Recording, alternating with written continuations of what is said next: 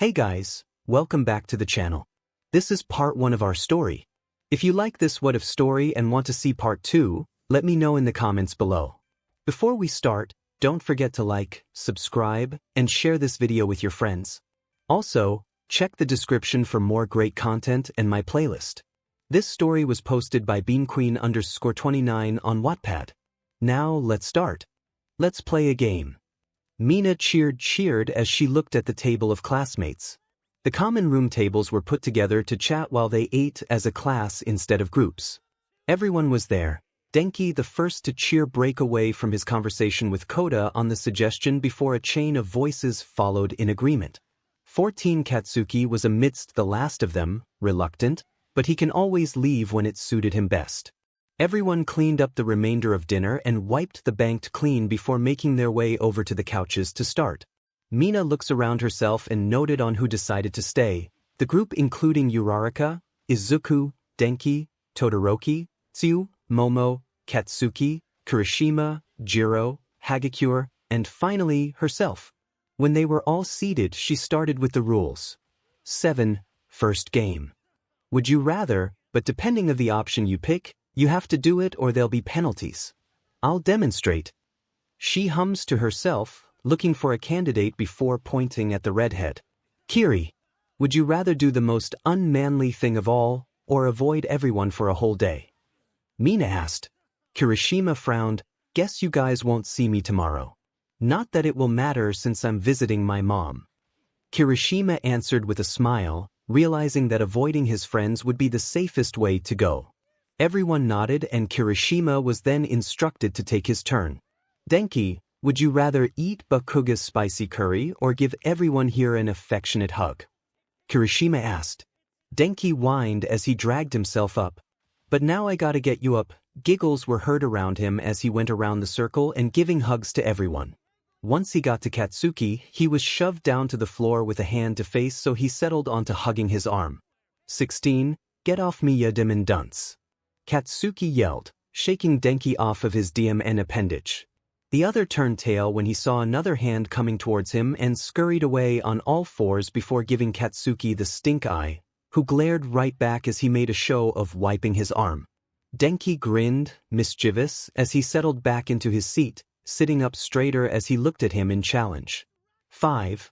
All right, Kaken, would you rather do something of my choosing with Midoriya or give him some affection? Denki teased as he watched the blonde's hands pop. 27. At the mention of his name, Izuku's head turned towards Katsuki. Despite his curiosity, he knew that whatever Katsuki might choose was going to involve touching. He didn't know if this was a curse or a blessing, knowing the blonde's temper. 3. That's the same thing. Katsuki commented with a glare. 6. Just answer the question, man, Kirishima said as he elbowed Katsuki's side. The thing I'd hate to do with Deku is give him anything in general. Affection. That's atrocious. Katsuki looks Izuku's way, eyes raking his form from the ground in a way that said, gross. Izuku's knees came up as he wrapped his arms around them, looking away from his gaze. Denki crossed his arms, smug. 13. Then go give Midoriya some physical affection, whether it's a hug, a kiss, or a high five. You can pick. Denki said as he watched the blind's eyes darken. 11. I'd rather jump off a roof, was all Katsuki said as his gaze never faltered from the boys, his signature glare still there. 34. Izuku's heart jumped as his eyes stung. It hurt. 22. He knew the relationship between them was broken, and most likely irreparable, but the phrasing was just as unnecessary as it was purposeful. Past thoughts came unbidden and the others around him started yelling. That was so uncalled for. 4. It's not like he was asking you to make out with him or anything. A high five could have done the job, man. Kirishima said as he looked Izuku's direction. He ignored Katsuki yelling when he noticed the occupant was no longer there. 7. Where'd Midoriya go? Kirishima gave the room a sweep of his eyes, the boy lost from sight. 9. Well, this went downhill. Couldn't you have just said no like you always do? Now Midoriya's gone. Mina pouted with her arms crossed. Katsuki scoffed and got up from his seat at the jabs thrown his way. 7. I'm leaving. 14 Katsuki left the rest to play the game without him to go to bed. It was getting late and he didn't want to hear his cause to blame for 𝗧𝗑𝗧 leaving. He made his way to the elevator and clicked his floor.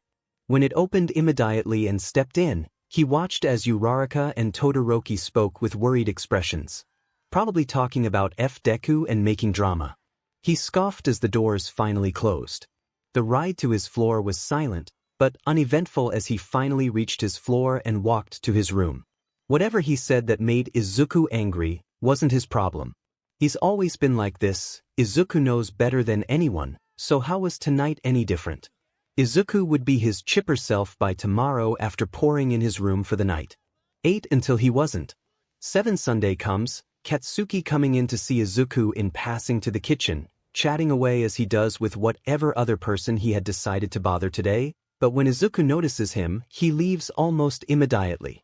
15 The boy specifically ignoring him was a passing thought as well as he stood in the kitchen, watching Izuku go for the stairs, before he shrugged his frustration away with some breakfast. It went on for several days, and Katsuki's notice became more frequent until he found himself following Izuku just to watch him leave as soon as he comes into a room. 11 It was nearly nighttime and Izuku was finishing his dishes while offering to do the others as well just for the sake of helping. Grateful, they thanked him before leaving to go do their own thing for the rest of the school night, may that be chatting in the commons or going to their rooms. Once he was done and nearly everyone was out of sight, he relieved an exhausted sigh as he dried his hands to check the time. 6:09.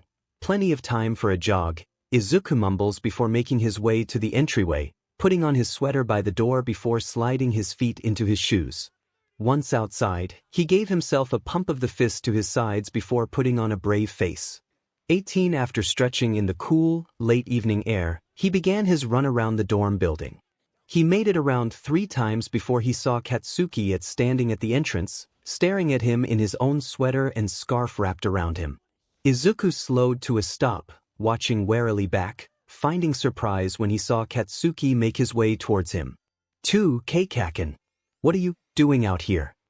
Izuku asked, looking behind the blonde to see how far he was from the entrance, ready to leave. Katsuki scowled, making the boy look back up at him stiffly as he stopped a few feet away from Izuku. 1 I could ask you the same thing but I know the answer already. Cut the tea and tell what's going on with you. Katsuki snarked, sounding more offended than he originally planned, as he looked directly into Izuku's eyes, searching. Izuku looked down. 12 I just needed some air, he whispered. He heard a scoff and more steps approach him. You're avoiding me and we both know it. Now tell me what you think I did wrong so we can move on. Katsuki said as he furrowed his brows. Izuku took a step back as he looked up at Katsuki with a serious expression. 6 Are you being serious? Izuku asks, scoffing before he could stop himself. Try humiliating me last we dash. 4 Is this about the F game? Izuku's expression turned into one of anger. No, this wasn't about just the game, it was about his feelings, damn it.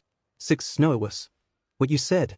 Words, Kaken, words that hurt me, and I know our relationship, or whatever you want to call this rivalry, is complicated and all, but I thought that maybe we could try and be friends. That maybe we could be close enough to where you're not always so insulting. Every time I pop up, you by instinct tell me to get out of the way. You said you'd rather lose a fight than to win with me. And now you're saying that you'd rather die than to home me something as simple as a high five. 11 Katsuki opened his mouth, ready to jab at him again as he settled his brows into a furrow, but Izuku beat him to it when he laughed without any real humor behind it. Condescending. 6 You what's more? I didn't care when you said that you hate giving me anything because that's just how you live your life, but when you said rather die I dash, Izuku sniffles, arm coming up to wipe his eyes as the waterworks started. All I ever do is try to help you out and be a team. I lend you a hand and what do? Shove me away and I insult me in ways I know you know get to me. Izuku took a few ragged breaths as he looked Katsuki in the eye as best he could. His vision was blurry, the orange sky blending with the man in front of him, and while he couldn't tell what expression Katsuki held, he didn't care at the moment. 19 Just leave me alone. I'm sure you have other places to be than talk to someone like me. His words trail off into a mumble as he looks down and to the side, hands clenching. Why you said it yourself, why you'd rather jump off our roof than have any kind of dash? He closed his eyes shut, stopping his sentence before any more words would come tumbling out. A few moments pass before he turns tail, Izuku decoding it to be best if he walked one more lap before going inside again. When he made it a few yards, walking slowly as he made work to wiping his eyes, before he heard the crunching of concrete. 3. Deku, wait, 16. Izuku heard the pitter-patter of footsteps approaching him again, making him pause momentarily, but didn't feel the need to turn to look at Katsuki. Deku, just turn around. Katsuki's words held a bit of hesitation, making Izuku's ears perk up. He turned his body and widened his eyes when he saw Katsuki holding a hand up, signaling that he was wanting a high five. 26. Katsuki was looking away, seeming bashful from the way he stood awkwardly with a hand held up, palm flat as rough fingers twitched in the wind. Katsuki glanced his lips pulling the longer he stood there without word. When it came to Katsuki, everything was always predicted to the boy. He knew his every move, and hanged on to his every word to see what Katsuki was really saying behind all of his cursing and spouts of nonsense. So, at the unexpected gesture, so unlike the blonde he grew to know, Izuku smiled weakly as he pointed at the hand. Are you offering? Izuku's mind supplied as he stuttered, making Katsuki sigh. 1. Just give me the damned high five. Katsuki said, annoyed. His arm was getting tired but held in place for Izuku. The smaller of the two beamed before rolling up his sleeve with a face of pure determination that was stained with tears, and sniffed. Katsuki rolled his eyes with an obnoxious grin. 4. Is that really necessary? Katsuki asked as he eyes the boy. Izuku nodded his head. 1. It's going to be the best high five ever. Izuku answered as he raised his hand, jumped up and gave Katsuki one of the loudest high fives he's given, the slap echoing through the night. 30. Both dropped their hands as Izuku landed with a smile on his face. Come on, let's get inside. Katsuki said as he gestured for Izuku to follow. Izuku nods, his happiness soaring at the new development, and sniffed before skipping next to the blonde. 6. Does this mean we can talk again? Katsuki asked, embarrassed. Izuku hummed. Do I get a hug? He asked innocently while flashing pearly whites with his glossy eyes looking at Katsuki, begging him for an affirmative. 4. Don't push it. 3. Okay Kaken, what? TWP teen voices exclaimed. 8. You two are staying in house arrest. You will be staying at the dorms for a few days and won't be able to come to class or know anything that is going on in school. As for further punishment, you both will have to clean and to agree with each other. No exceptions. A deep voice RSPD with a sigh towards the end. The two boys, known as Katsuki Bakugo and Izuku Midoriya, were still bound with their teachers, Mr. Aizawa, to capture weapons to keep them still. Katsuki was fuming in anger while Izuku was trying to back away from the explosive blonde, but it was nearly impossible when the scarf just kept getting tighter around the two, making the sides of their bodies squish against each other. No way in hell am I going to be stuck with D. He's annoying, he talks too much, he's stupid, he dash. 24. Enough Bakugo, the teacher sneered as he tightened the rope around the two even more before releasing it completely. Katsuki took this chance to scoot as far away from Izuku as possible. Izuku shrugged it off, used the treatment and continued to look at the teacher who was rubbing his temples. 1. Leave before I give you even more punishment, he stated as he turned around and waved them off. Finally! Katsuki yelled as he stomped out the door towards the dorms. Izuku bowed and walked out of the teacher's lounge and followed the fuming blonde that was a few feet ahead of him. I wonder how he feels right now. Izuku kept watching Katsuki's movements as they slowly approached the dormitories. His movements were loud and stiff but also hidden, like he was wanting to shut himself away. Izuku wouldn't blame him if that was the case.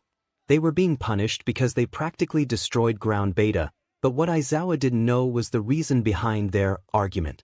In reality, Katsuki was just venting to Izuku about how he was practically lied to his whole life about something as stupid as a quirk, but for Katsuki, it was a big deal because of his egotistical side, thinking that he always had the upper hand when it came to Izuku.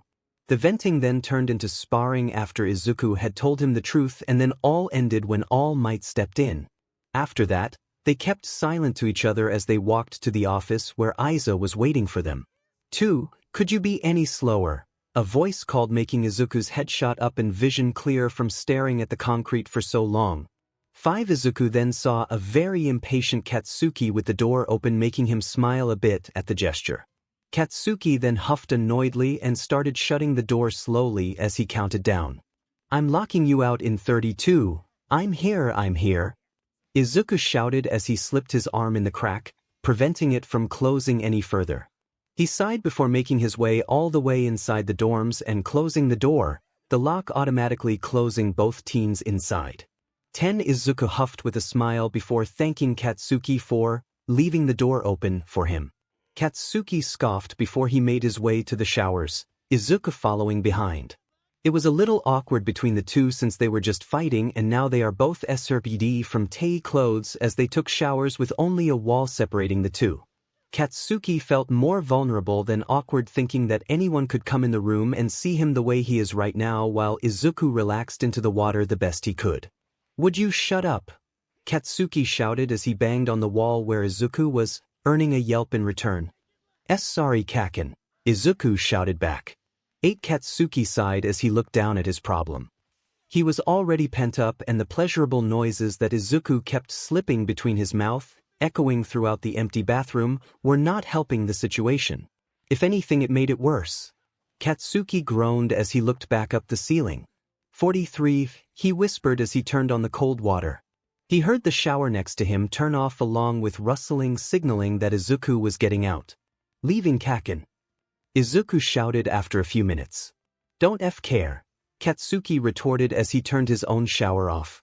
4, Izuku whispered as he exited the bathroom and sped through the stairs and halls to reach his room. Once he entered, he sighed and flopped onto his bed, not bothering with the alarm since he didn't have school. Yay, Izuku mumbled sarcastically, not excited to spend a whole day, and many more, with Katsuki. 1 to 1 to 1 to 3 bang bang bang. 29, get the F up nerd. Everyone left. The voice was muffled, but it was definitely loud. Izuku groaned from under the covers and raised his head to glare at the door with tired eyes. Katsuki was tapping his foot impatiently on the floor with crossed arms. He raised his hand again and knocked on the door again. 3 bang bang. 8, I'm not going to get all this as she done myself, so you either get your butt out here or I'll make my way in there and drag you out of bed, Katsuki shouted. Making me so mad he's making me sound like the old hag. 5. His thoughts were interrupted when the door clicked open and a head of messy green hair popped from the door. Katsuki eyed him up and down as Izuku leaned against the door, one leg crossed over making his hip pop out, his waist slimmed as his chest was more prominent from Izuku's crossed arms, the biceps muscle tensing and releasing as his grip tightened and loosened. His face looked softer than normal with some red lines going across his cheek, a sign that he slept comfortably that night. His mouth held a small pout before a cute, small yawn came out of them, making his eyes close and open again. 9. Why are you banging at my door?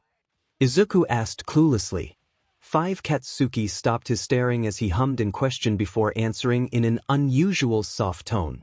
Oh, I was just getting you up so we can clean. Hurry up, Izuku froze as he raised his head to see Katsuki walking away towards the stairs, seemingly calm. No yelling. No swearing. No aggressive walking. No nothing.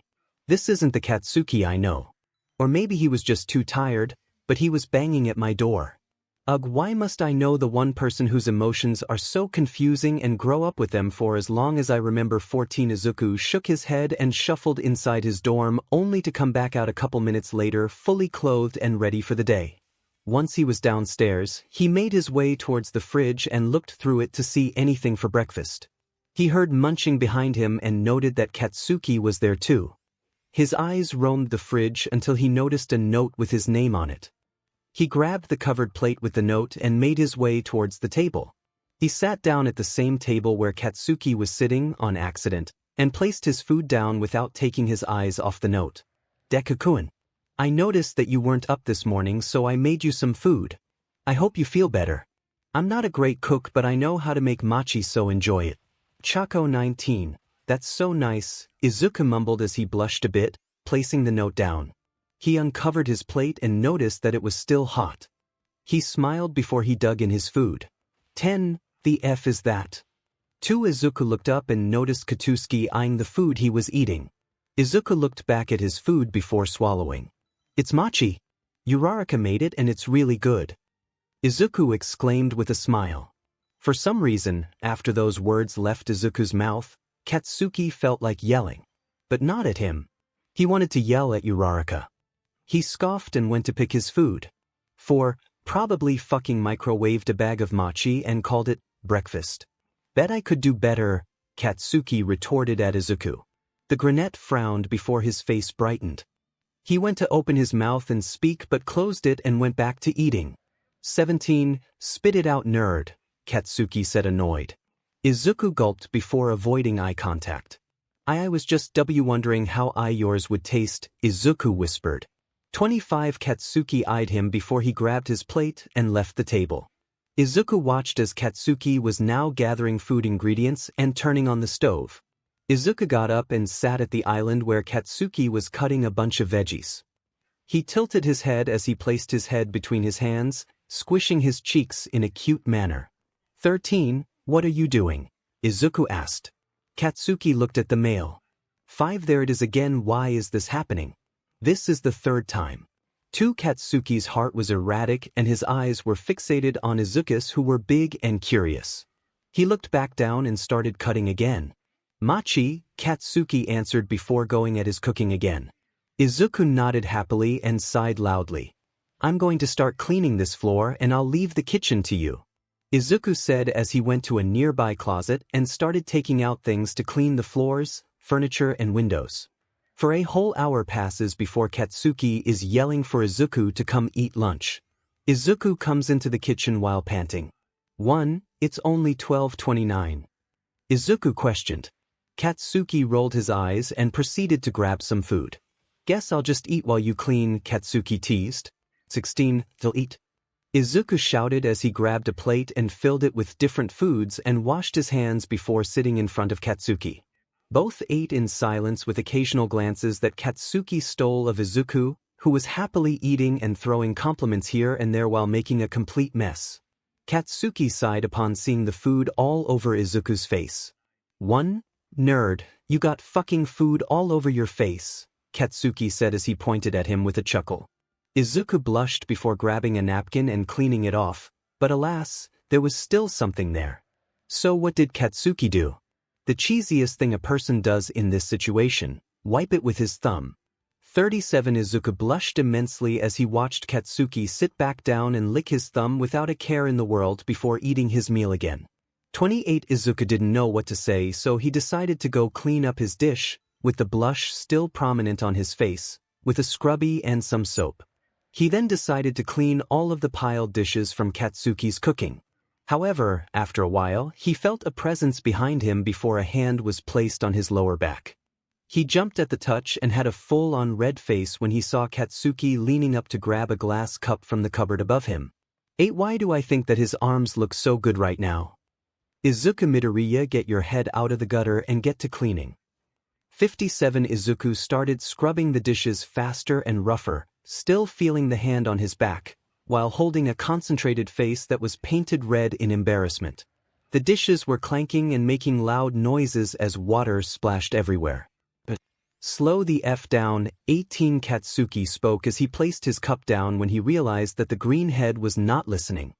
He grabbed onto both his wet wrists and spun him around towards him while holding a scowl on his face. 14. Izuku gulped as his head started to heat up again, a small headache lingering around, before he held his breath when he noticed the close proximity between the two. His body was leaning backwards as he tried getting away from Katsuki's face, but his soaked feet were slipping on the kitchen tile floor, making his body inch closer and lower. 3. 𝐒𝐬𝐽. 1. Katsuki's scree tightened as he started pulling a bit while glaring at Izuku, searching for some sort of answer to his behavior. 31. The F is up with you, he asked. 9. Izuku blushed when he felt their bodies touch but answered while stuttering immensely, whatever do you mean? Kaken. 13. First you wake up super late, then your stuttering won't stop. You keep avoiding me, and as soon as I come near you, you get all aggressive and like look at the floor. It's got water everywhere. Katsuki shouted as he gestured around them. Izuku gulped again before giving him a small smile. 7 Was I really avoiding him? Didn't feel like it. I don't know, Kaken, Izuku whispered as he looked away. He heard a sigh before his arms were let go. He looked over and saw that Katsuki was looking down with his hands in his pocket. Is it because of what I said about All Might? Finally realizing that it really was my fault for his downfall and are deciding to avoid me. I mean, I don't blame you or anything. 1. No, Kaken. It's definitely not that. Izuku suddenly shouted as he took Katsuki's shoulders to make him look at him. Katsuki looked up at the male in hesitance. 16. This isn't about yesterday. At least not all of it. It's just that, after that whole ordeal, you're acting differently. Like more gentle and kind, Izuku stated as he furrowed his brows in though. Katsuki blushed at the words and watched as Izuku had the same face along with one of realization. I don't mean it in a bad way. 21. It's fine, nerd, Katsuki interrupted while looking at Izuku directly in the eyes. His blush was fading away and Izuku's was as well. He felt Izuku's hands drag down his arm before they stopped right above his hand. Both boys looked down and Katsuki took the initiative to intertwine their fingers in a tight hold before looking back up. Izuku did the same when he felt a hand on his cheek. He blushed, noticing that Katsuki was brushing his hair away from his face, and giggled a bit. Both leaned forward but stopped right before their lips could actually touch. They had half-lidded eyes as breaths of air fanned over their faces.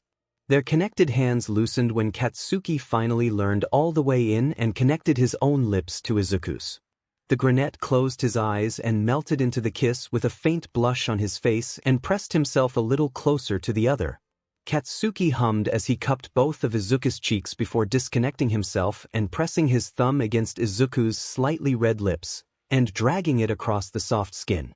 He bit his lip as he watched Izuku's lip follow his thumb before bouncing back to its original position. 51. God. He breathed out as he continued to look at Izuku's lips before leaning in again. Izuku hummed and wrapped his arms around Katsuki's neck. 8. Why do I feel so carefree right now? I want to know why, but at the same time I just never want this to end. Izuku's thoughts roamed his head as he kept thinking about why and how he got in this situation, but they were cut short when he felt Katsuki nibble at his lip. What you thinkin' about? Katsuki asked seductively as he breathed against Izuku's neck, pressing himself further onto the granite.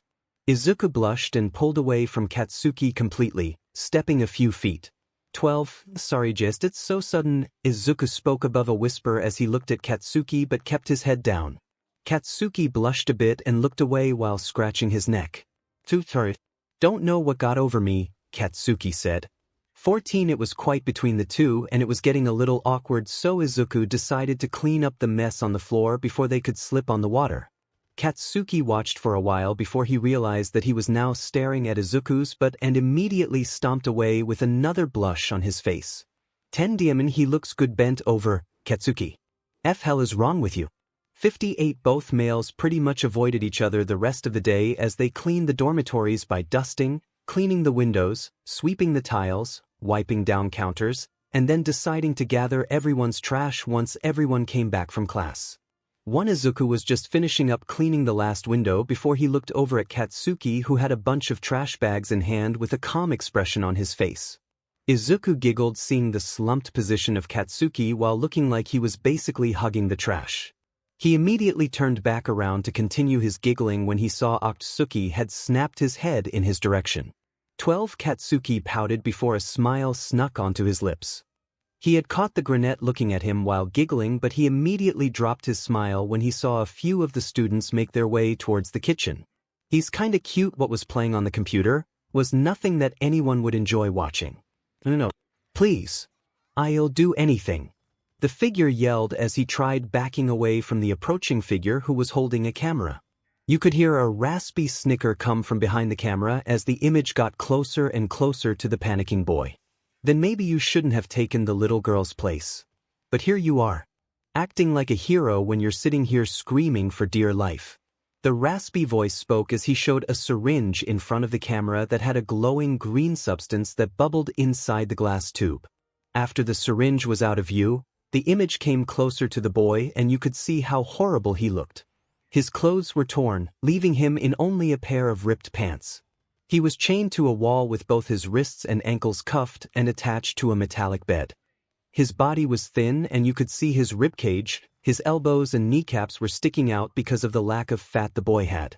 You could also see his cheekbones as his green eyes were droopy. He also had strange green hair, but it was also fairly long and curly. 9. The chained boy screamed as his fearful expression turned into one of hatred. He thrashed around, pulling on the chains, but they were too strong and they were starting to bleed. The camera got closer and closer until it was set down on a table, framing the boy's upper body and face, before a hooded man walked in around the table and in front of the camera beside the boy. The hooded man then easily wrapped his fingers around the smaller boy's arm before stabbing the syringe right on the boy's forearm and injecting the green bubbly substance. The trapped male froze before letting out a blood-curdling scream, making the light above him flicker ever so slightly. When the syringe was pulled out, the boy's mouth started foaming and his eyes rolled to the back of his head. His body shook violently as the man stepped into the darkness, out of view.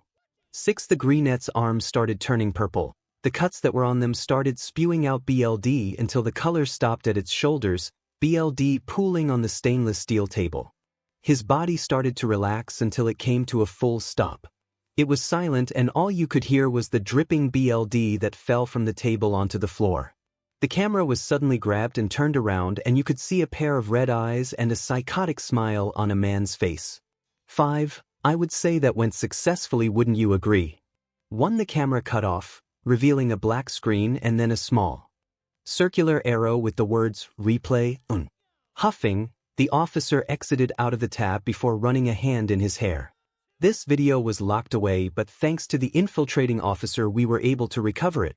He spoke as he turned around from his chair, pulling out the hair tie that held his black hair in a bun. Aizawa, what does that video have to do with the kid we're looking for? A spiky blonde-haired male, known as 𝗧𝗵𝗵𝗏, asked as he followed the officer to his office. 2. Well, apparently, that kid is the same one that we have been looking for all of these months. He had disappeared over a few months ago and we had an idea of his whereabouts, but just as we figured out his location, we lost him. And, as you know, we've been trying to relocate him for the past few weeks. Aizawa spoke again as he typed something in his computer before facing it towards the other. Katsuki scooted his chair in as he leaned in to get a better look. This is the person we've been looking for, Izuku Midoriya. A male college student with short black hair and green eyes. Aizawa spoke as he pointed at a picture on the screen before spinning the computer around, typing a few things and facing it towards Katsuki. 7. And this is the person on the video. At first I thought that it was just another person, so when I went to identify him with facial reconstruction, there was a match. Aizawa claimed as he moved the tab to reveal the boy from before. But they look completely different, Katsuki said as he tried to pinpoint what was similar between the two, coming with nothing. Yes, but look here. Aizawa commented as he pointed at the picture of the beat-up face of the green-haired boy. With the naked eye, you can see the similarity in face shape along with his eyes and nose. You can also tell that the cheekbones are the same. 3. Katsuki leaned back in his hair as he stared at the two pictures. So that guy in the video with the weird SHT in that syringe chemically changed his features. What? Katsuki questioned as he looked at the other. Aizawa turned his computer back around before typing in some things. Tenko Shimura, otherwise known as Tamura Shigaraki, is a man that sells illegal substances to the black market. He posts these kind of videos on the dark web as advertisement. However, this video was only recently posted but was then immediately deleted because it showed something that could help us pinpoint his location. Aizawa said as he clicked on something. 2. Katsuki flinched when he heard the same scream from a few minutes prior, images of the green-haired boy's foaming mouth and bleeding arms coming back to his mind. Right here, Aizawa commented as he turned the computer back around, revealing a frozen picture of the boy. The camera was placed on some sort of table and at the very corner, you can see medical tools. And here, the floors are flat with no creases. And the metal table he was in has wheels. It's not much to go through, but I think we know where this kid is, Aizawa said as he opened several more frozen pictures of the boy with different backgrounds. Hospital, Katsuki said as he looked at the walls, monitors, uneven chains screwed into the table, and every other detail he could pinpoint.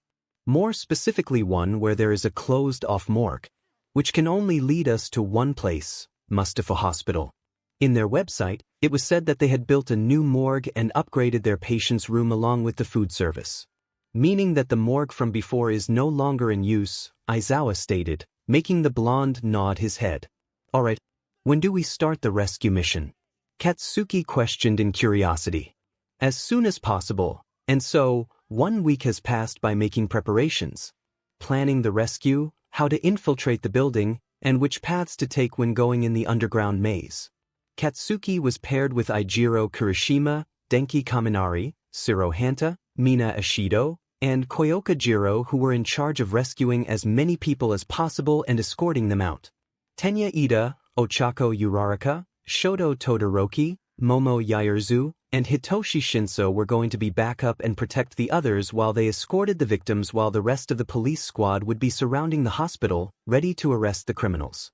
They had been waiting for this day for over 2 years, and today is finally the day. Everyone was now parked somewhere around the hospital and waiting for further instructions. Katsuki and Kirishima were simply looking at the hospital while sitting in their police car in complete silence. It was nearly the middle of the night before the radio gave them the go. Team A and B may come to the entrance. Katsuki and Kirishima made no hesitation in hopping out of their car and swiftly running to the back of the hospital with their guns in hand, pointed to the floor. Once they made it, they stayed in high alert and waited for the rest of the team to come. Once everyone was gathered, they stayed quiet before Ida talked into the walkie-talkie. 2, Officer Mike, Team A and B are in position. 2. There was a brief pause and then a click before another voice called. Alright, enter with caution. The group all nodded and walked towards the back door of the hospital, opening the lock with a lockpick. They silently entered the dark room, turning on their flashlights immediately and pointing their guns ahead of them. They searched every cranny of the first floor, finding nothing but empty tables and chairs with a couple of shelves of new medical equipment. This must be a storage unit, Denki spoke as he exited one of the rooms with Kirishima following behind. Everyone nodded in agreement before deciding to go to the second floor. It was the same as before, so they proceeded to go to the third. The door was sealed shut and made of metal, so it was a little harder to get by, but after a lot of tinkering, they managed to get it open, and that's when things started to get a little uncomfortable. As soon as the door was open, an awful smell hit you right in the face and you could hear something leaking. Katsuki walked down the creepy hall before busting a door open with his foot and rushing in, pointing his flashlight and gun around the room. He took notice that it also smells especially bad in here, making him cover his nose with a mask real quick. Holy 𝗧𝗵𝗲 Katsuki mumbled as his flashlight landed on a large pool of BLD. He approached it, after making sure that the room didn't have any traps or people, and looked around to see where the BLD would have come from. There were no footprints, no drag marks, and no body. But then when he saw a dribble of BLD land in the big puddle of BLD, he pointed his flashlight up, his eyes widening at the horrifying scene. A little boy's body was nailed on the ceiling with its eyes dangling out of its eye sockets, BLD trailing down the nerve. His chest was cut all the way down and was open with different organs hanging out. The inside of it had little to no BLD left to come out since it was all on the floor. However, Katsuki could also see spikes sticking out of its skin, and it didn't even look like they were implanted in there. They looked natural. 53. He shivered a bit. No one could get used to dead bodies, slaughtered in cold BLD, not even police officers. Katsuki turned around before exiting the room, marking the door in a red marker to say that it was already searched. All I found was a bunch of dead bodies, but they all looked weird, Kirishima stated. Same with mine. Each room I've gone in, their skin is different or they have something sticking out of their bodies, Uraraka spoke. They proceeded to go down a few more levels, finding the same thing in each room, but they were starting to pile. They were starting to have more dead bodies crowded in one room, but no one was alive. That was until Guys. Everyone recognized that to be Mina's voice and she sounded worried. Kirishima gestured for Denki to go to her while they continued to scout. After a bit they heard a loud, echoing yell, coming from below them. All right. This is where we need to be careful and attentive. Arrest who you can and kill only if necessary. Take care of the bad guys first and then rescue. Assuming that people here won't be able to walk, 𝐒𝐴𝐳 them outside, found an unconscious woman but she's still alive. I'm taking her to the surface but I'll be right back. Mina's voice echoed through the walkie-talkie with Denki running to the rest of the group. Everyone proceeded to scout the last 2 rooms before quietly opening the door at the end of the hallway and going downstairs. Each and everyone broke into groups of 3 and entered a room with a gun in their hand, knowing that this was where they were going to shoot. 1 gunshots were heard along with loud cries from the victims, thankful that the few that were still conscious were saved. The police team were getting pretty good hits, showing no mercy against these people considering they were being shot at without a second thought. Although they were also getting hurt and losing some BLD. Not enough to actually die or go unconscious, but they did hurt a lot, even with the bulletproof vest on. A full half an hour passed with yells and screams before they all subsided and the criminals were mostly dead on the floor with a few cuffed. 3. Ida, Todoroki, Shinso, and Kirishima. You are in charge of taking 2 criminals each and taking them back to the surface so they can take care of them, then ask for some more officers to come down. The rest, help me get these guys to safety, Katsuki stated as he started running in a certain direction. The 4 immediately went into action and grabbed 2 cuffed criminals each and proceeded to take them outside. Of course they fought back but were too weak to actually do any damage. Katsuki had released a few people and made sure that they were strong enough to walk out. Thankfully, they could due to the adrenaline of finally being released and wanting to get out of that place. Katsuki continued before he reached a cell with a familiar name on it, Izuku Midoriya. He wasted no time in running into the door with his shoulder a few times before the hinges finally gave in. Katsuki stumbled inside from the force but immediately pointed his flashlight around with the gun. He heard a choked cry making him snap his head towards the direction with the flashlight. And there he was. The boy they had been tracking down for the past 3 months. Katsuki immediately looked around the room, finding a light SWH and turning it on, before rushing towards the boy in the corner of the room, who was shaking while hugging his knees and burying his head between them. Katsuki slowly made his way towards the boy but stopped when he heard a low voice. That thing is dangerous. Katsuki snapped his head towards the voice along with his gun and glared at the matching pair of red eyes that held no emotion. On the floor, surrounded by BLD, lay Shigaraki. His arms were limp along with his legs. The wall behind him was cracked with a large splatter of BLD dragging down from the middle of it. Shigaraki chuckled as he weakly tilted his head. Why you think you can just save these guys? Haha, you may have let them go out to the world, but they just end up locked up in a cell or in solitary confinement. They're not ordinary people. They're killing machines. Shigaraki exclaimed before coughing out some BLD. You didn't save them, you just made their lives more miserable, Shigaraki whispered as his head bobbed down, his body immobile. Katsuki approached the body and kicked his legs. When he received no response, he grabbed the other's wrist, feeling no pulse, before dropping it back down. He looked back towards the boy and put the gun aside, unsure if the boy really was dangerous, and whispered sweetly. You're Izuku, right? Katsuki said as he crouched down. Izuku slowly lifted his head, revealing his bright green eyes filled with tears and fear. Katsuki reached out a hand, making the boy back away further into the corner, his broken chains rattling on both his ankles and wrists, and bury his head into his knees again. Katsuki hesitated, but he sat down on the floor before placing his palm onto the boy's head of green hair. It was dirty and it needed washing, but Katsuki could care less at the moment. He watched as Izuku's head was rising back up, Katsuki trying to give a reassuring smile. 3. Izuku seemed to relax, his shoulders no longer raised and his arms loosening their hold. He poked his head out again, his cheeks full of tears, but Katsuki couldn't help but feel bad at how bad Izuku looked. He was skinny, maybe even thinner from when he saw the video, and he had even more scratches and bruises. He released his hand from the boy's head and started taking off his bulletproof vest before taking off his shirt. He still had a tank underneath, so he was fine. He offered the shirt to the boy, but 𝗧𝗑 just stared at it. Katsuki shook the shirt in his hand before placing it on the floor so he could put on his vest again. 𝗧𝗑 glanced at 𝗧𝗵𝗲, seeing that he was still busy before sneaking his hand towards the shirt on the floor. He quickly grabbed it and pulled it towards his chest, watching Katsuki as he struggled with the buckle. His eyes then looked down upon, noticing how weird it felt. It made his skin warm. Upon this, his eyes were starting to droop before his body started to rock from side to side. The grip on the shirt loosened before his body completely gave out and fell over, darkness surrounding him along with the cold. But before he could even hit the floor, he felt something warmer than the shirt surround his entire being. It felt like he was in darkness for too long. He was still warm, but sometimes the cold would rush up to him again every now and again.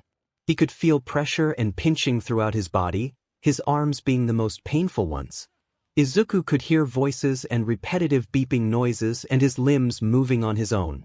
After a while, the voices were starting to get louder, but he couldn't understand what they were saying. They were so muffled and low, but his pain was subsiding. It was the best he ever felt in a long time.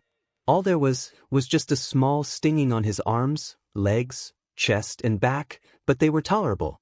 But his ears were starting to hurt, making him groan and scrunch his nose. It was still dark, but now he was starting to see dark, familiar colors.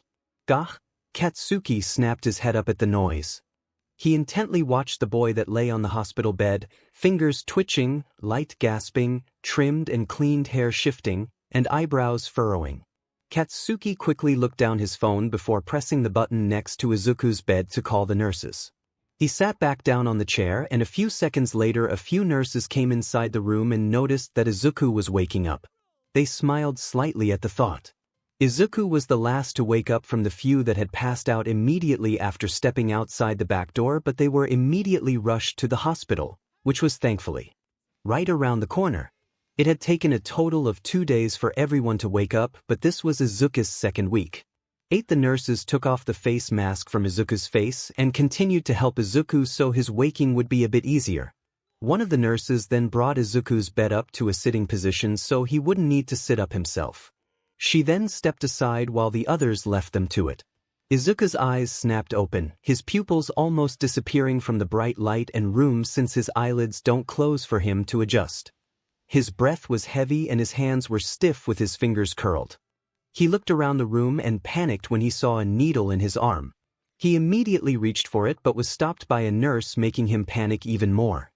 "You'll hurt yourself if you pull it out," she said as she tried comforting the male. 𝗧𝗑 yanked his hand away only for his wrist to be grabbed again. He looked at the intrusion and locked eyes with a pair of red eyes, making him go into a deeper state of panic. His body trembled as tears started streaming down his face. The needle, the grip on his wrist, red eyes. He didn't like any of it. 𝗧𝗑, the green-haired male's ears heard the familiar name, making him look up, but his tears wouldn't stop. He relaxed, seeing that the red eyes belonged to a head of blonde hair instead of light blue. His eyes shifted to his wrist and saw the hand wrapped around it. Katsuki caught on and released his grip, 𝗧𝗑's hand dropping back on the bed. He looked towards the nurse and nodded his head before grabbing 𝗧𝗑's hand again and tracing random shapes. 𝗧𝗑 was confused and watched in amazement, but then his vision started to look over to where he heard noise and saw that the needle was gone and was now being handed a tray of food from the nurse. 𝗧𝗑 only stared at the tray in wonder, not saying anything or moving. Katsuki grabbed the tray from the girl's hands, made her bow and left the building. Katsuki placed the tray on the boy's legs before sitting back on the chair and looking down on his phone, making sure to inform the office that 𝗧𝗑 was awake. He received a message back from Officer Aizawa saying that Katsuki was in charge of watching the boy for the time being. He sighed, and without looking up, he spoke to the boy. "I guess I'll be taking care of your butt for a while. You okay with that?" Katsuki questioned. When he didn't hear a response, he looked up from his phone and noticed that the boy was just staring down at the tray with his big green eyes roaming around the tray. Katsuki furrowed his brows. "Did you hear me?" 𝗧𝗑 didn't even flinch. He was in thought before remembering how 𝗧𝗑 only responded with one word. 𝗧𝗑, the boy's head turned towards Katsuki, a plain face but with a hint of wonder. Katsuki sighed as he scooted his chair up before picking up one of the 2 tangerines and peeling it. Izuku watched Katsuki's hands and watched as he ripped a piece of the orange and put it in his mouth. "Are you just going to stare or are you going to eat?" Katsuki said as he pointed a finger towards the tray, chewing his orange slice. Izuku followed the finger and noticed that it was pointing at the bag of bread. Izuku reached a hand and poked the bread, his head tilting a bit when he heard the wrapper do a loud crunching noise. He poked at it again before grabbing it and squishing the bag before it popped loudly, making him throw the bread across the room and place his hands over his ears, more tears spilling from his eyes. Katsuki got up and gently grabbed onto Izuku's hands and pried them off of Izuku's face before going over to get the bread and walking back towards Izuku, who was still trembling while digging his fingers into the skin of his arms. Katsuki sat down and poked Izuku's face with the bread to try and get him to eat it. "Open your mouth. You'll die if you don't eat anything," Katsuki stated. Izuku opened his eyes and noticed the soft piece of bread poking his mouth. He released his grip from his arms as he looked at the bread before pulling his face away with a whimper. Katsuki was trying to put something in his mouth, and he didn't want that. The blonde sighed before pulling the bread away. "I swear to God, Izuku." But Katsuki spoke before gesturing with his hands to get his attention to understand. He then placed the bread in his mouth and bit down, chewing and swallowing before handing it back to Izuku. He opened his own mouth as a demonstration. Izuku copied Katsuki's mouth movements and was met with a sweet taste on his mouth. He looked down and saw the bread. He hummed before gently taking the bread and starting to eat on his own. Katsuki leaned back in his chair with a relieved sigh. The next half-hour passed with Katsuki practically force-feeding Izuku, but he only ended up eating half of the bread and a few pieces of meat. However, when Katsuki put a spoonful of the chocolate in it, Izuku's eyes beamed and ate the whole container. Katsuki was exhausted by the end of the day and was ready to leave, but when he looked at how hopeless Izuku was, he decided to stay the night and sleep on the chair. And boy, what a night! Izuku had woken up at least once every hour with a loud yell, and each time, Katsuki was always startled awake and immediately rushed to the boy's side and calmed him down so he wouldn't wake up anyone else in the hospital. But every time he woke up, Katsuki noticed how Izuku's body would emit many connecting lines that glowed a light pink and reached up from his toes all the way to his face. Katsuki obviously panicked, and after the first time it happened, he made sure to close the blinds and lock the doors so no one would freak out, besides Katsuki. The next day followed, and Izuku was told that he was welcome to go back home since all of his wounds healed miraculously quickly. Of course, Izuku was just staring at the nurse while glancing at Katsuki, who simply gestured to show his teeth. His smile looked a little too forced, but the nurse did not question it and left the two be. "Izuku," Katsuki said as he handed the boy some clothes. Izuku learned that when he was handed something, he needed to take it, but after that, he was clueless of what to do. He grabbed the clothes and looked at them before picking the black button-up shirt. He put the other things on his bed while putting the shirt on his shoulders, remembering how Katsuki did it when he was still in the room where Shigaraki was. "Now I gotta dress you. You know what, I shouldn't even be surprised with all the SHT that has happened in the last 24 hours. Katsuki grumbled. He took the shirt away from Izuku's shoulders and was surprised when he saw Izuku's grab onto it, preventing him from taking it. Katsuki chuckled as he looked at how serious Izuku looked. Let me help you," Katsuki said slowly while gesturing each word with his hands. Izuku's grip released for a second, but before he could clutch the shirt again, it was taken from him. He watched as Katsuki unbuttoned the first few buttons before untying Izuku's hospital gown and putting it elsewhere. He ignored all of the cuts and bruises and put the shirt over Izuku's head. A few minutes later, Izuku was all dressed and was wearing a black button-down shirt and khaki pants, but both were a bit big even if they were the smallest size. He was just too skinny.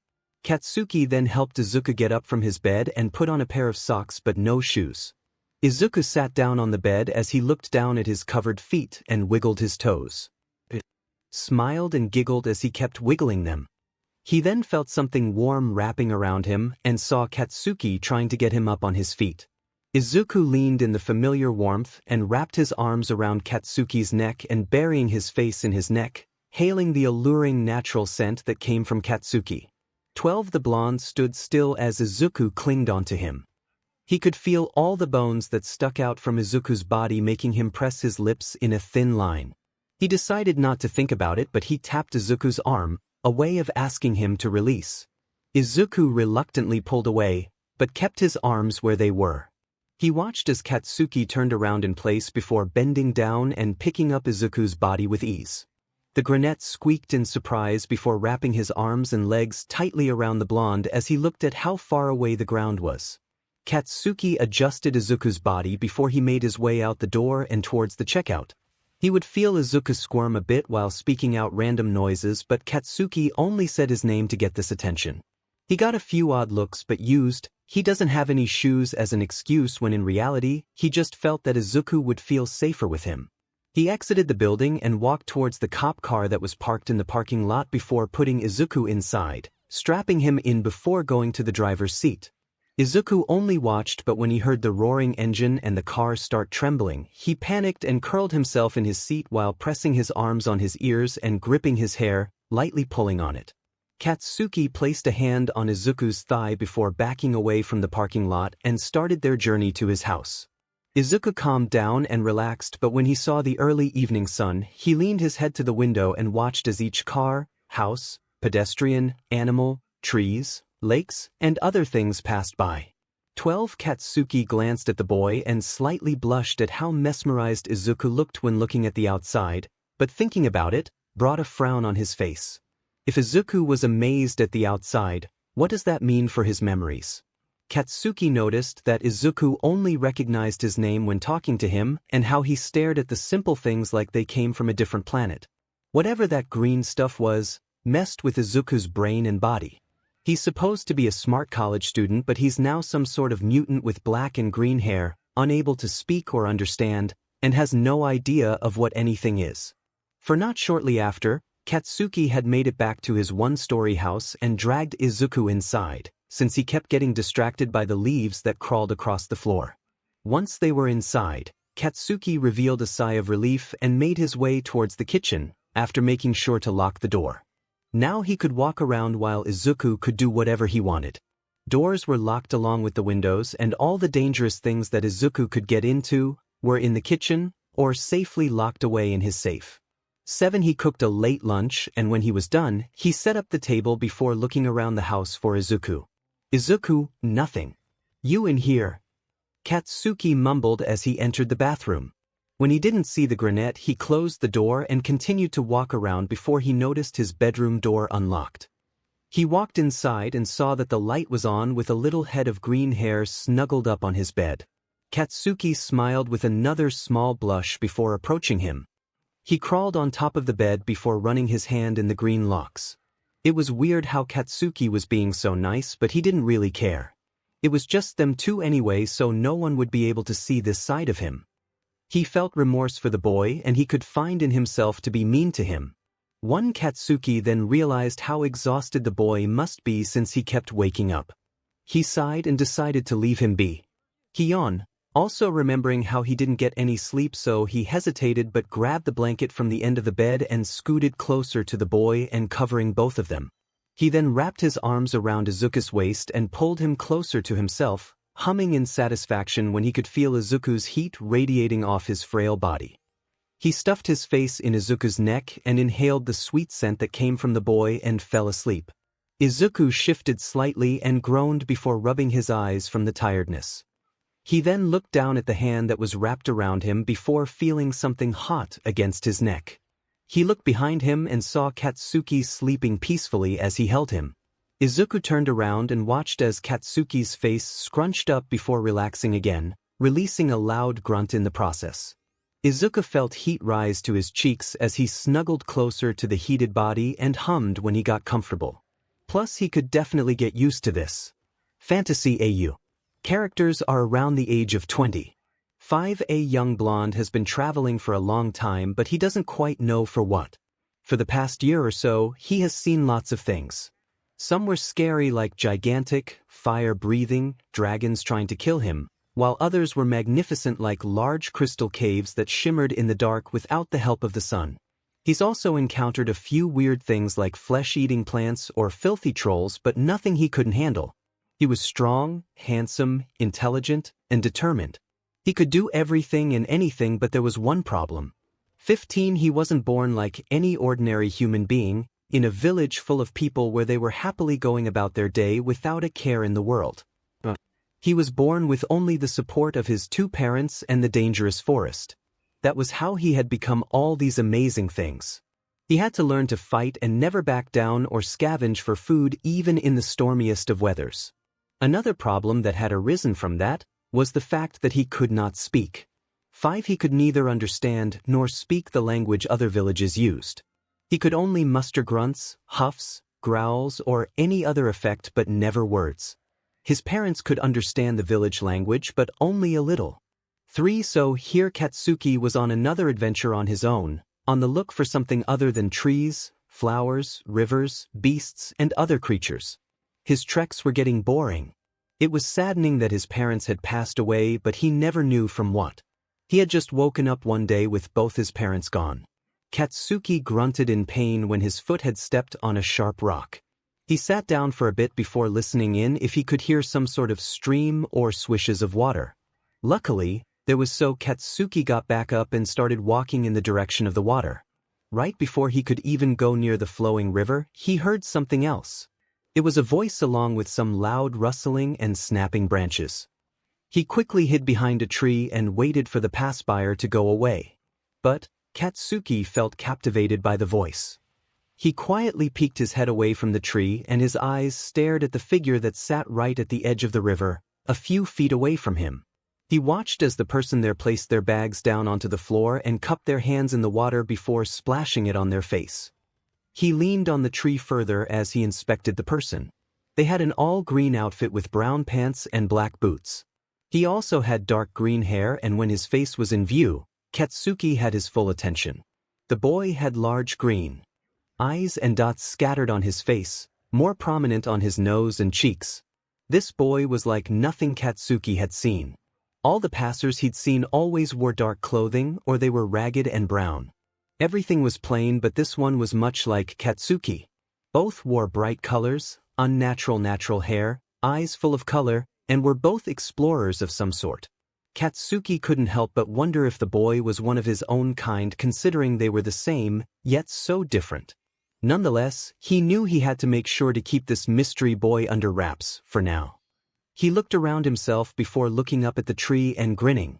Izuku, on the other hand, was just about getting ready to leave the appealing stream. He had to quickly find somewhere to camp out at for the night, considering it was getting late. He gathered his things and proceeded to continue down his pathway. However, he could feel like he was being followed, and it creeped him out, making him walk in zigzags and getting into denser woods. Eventually, he didn't feel the same creepy feeling and walked a few more miles before settling down in a small opening about 6 feet wide in length. He placed his things down and set up a place for him to rest. It was getting dark and quick. He ignored his hungry stomach and proceeded to lay down in the soft grass, his bag being used as a pillow while a large green blanket covered his body, the color purposely used to blend in with his surroundings. Katsuki was still on a tree, looking down at the boy that slept below him. Once the moon was out, he made his way down swiftly, nearly making a sound, and landed right beside Izuku. He walked around him, curious as to why he felt the need to follow him. It was more of a want than a need when he decided to follow the green head of hair. His heart was beating at an immense rate, like when he had fought the many beasts, but it felt different. It felt good rather than scary like all the other times. This especially happened when he noticed when Izuku was glancing behind himself while also walking faster and taking sharp tunes. That's when Katsuki's heart was erratic. With all of the things he's seen, he's also seen Izuku's behavior making Katsuki's heart squeeze and his brain go nuts. In his mind, Izuku was playing a game of chase, and Katsuki followed. So, Katsuki was a little confused when he saw the boy giving up on the game. He was just sleeping now. Katsuki crouched down and poked Izuku's cheeks with his finger. He retracted immediately when Izuku shifted away from the intrusion. His eyes lit up, thinking that he was waking, before frowning again when Izuku remained still. Katsuki sat down and started thinking. He looked around himself until he saw a bird's nest. His eyes lit up and proceeded to leave the green-haired boy alone. For now. Izuku squinted his eyes from the bright morning sun and yawned loudly. He stretched, his bones popping in place from the hard floor, and pulled the blanket off of him. He folded it neatly and placed it in the bag before looking around himself to see if anything fell. However, his eyes fell on a small pile of fruits and berries surrounded by sticks and neatly placed on leaves. He looked around again, wanting to see if someone was there, but looked back at the food when he didn't see anyone. His stomach grumbled, but he pursed his lips and turned away to gather his things. Two might be poisoned, Izuku mumbled to himself, thinking the food was some sort of trap. He packed up all his things and left the little space, wanting to quickly get away from the space in case the person who put it there came back. His new mission now was to search for his own food. A couple of hours later, Izuku had found a nice river stream with plenty of fish to feed from. He put down his bag again and rolled up his sleeves and grabbed the dagger he had safely bucked in his boot, and proceeded to get in the water. It took a few tries, but he had finally gotten a decent-sized fish. He walked back to where his belongings were and put the fish on a rock, cutting his head off, and then proceeding to start gathering things to make a fire. Katsuki watched from atop the tree how Izuku gathered his own food. But what? He had given him food, so why not eat that? No matter, Katsuki was going to try again. He searches around again for something that will gain Izuku's attention. 7 Izuku was now happily eating his fish near the lake before he heard loud yells. He shoots up from his spot, forgetting about his fish, and listens in again. He bolts the direction of where it was coming from, dagger in his hand, and follows the loud yelling. As soon as he got close, he hid behind a bush and panted. Izuku furrowed his brows when he heard the same yell, but he couldn't hear anything else. No struggles, no grunts, no screams of pain, just yells. He lifted his head from the bush, his hair blending in well, and went wide-eyed at what he saw. Right in front of him stood a tall male with spiky blonde-haired male who wore a long red cape that was safely strapped around his neck. He had red, blue, and golden beads hanging from his neck and jingling with each of his movements. He had bright orange sleeves decorated in different colored thread that started from under his elbow all the way to his shoulder, along with a simple pair of jeans. However, what Izuku found interesting was how he had appealing flowers decorating his hair and some sort of paint on his face and bare chest. He also took notice that the yells were caused by a very pretty shell that each blow that was let out, a loud call of some sort, sounded while he swayed from left to right. Izuku watched as he sat down near the bush, but upon doing so, a stick snapped, making him cringe, but immediately pulled out his dagger just in case. He watched as the male's eyes opened slowly and looked around. He seemed calm, and once they made eye contact, Izuku watched as the other features turned into one of surprise before he shook his head and approached Izuku slowly.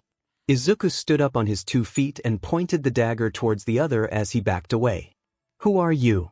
Izuku asked as he watched the mysterious male still for a second, thinking of something before glancing at the dagger, and, before Izuku could process anything, the dagger was taken from his hand before the blonde bolted away. "Hey!" Izuku shouted as he took off running to the male. One Izuku continued to chase after the male, taking some quite sharp turns to be able to keep up, while yelling after him. After a bit, he watched as the other was approaching his camp and slowing down before he sat down, facing him, while twirling the dagger and handing it back to Izuku. The grenette stopped as he panted and placed his hands on his knees while looking at the dagger that was outstretched to him, the handle available for him to take.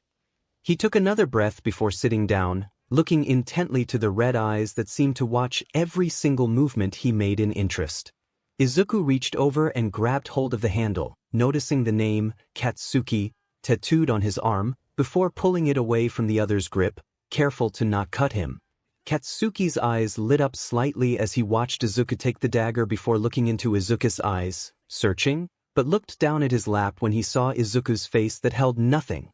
He glanced back at the water behind him before he slowly took off his cape, letting it slide off of him, before he got up and took off his boots. After that, he sat down at the edge and jumped in the cold water with it. Shudder. He sunk inside the shallow water until only his nose, eyes, and hair stuck out. He looked directly into Izuku's eyes before he started blowing bubbles through his mouth. One Izuku let out a small giggle as he watched the other male in the water do silly things before picking up his fish. He looked at it before sighing and crawling over towards the other and extending his arm with the fish in his hand. "Here you can have tea." Izuku started before he shouted in surprise when he was suddenly pulled into the water. His body was now fully underwater with the grip on his arm still there, and due to that, he couldn't block from the hard hit on his face.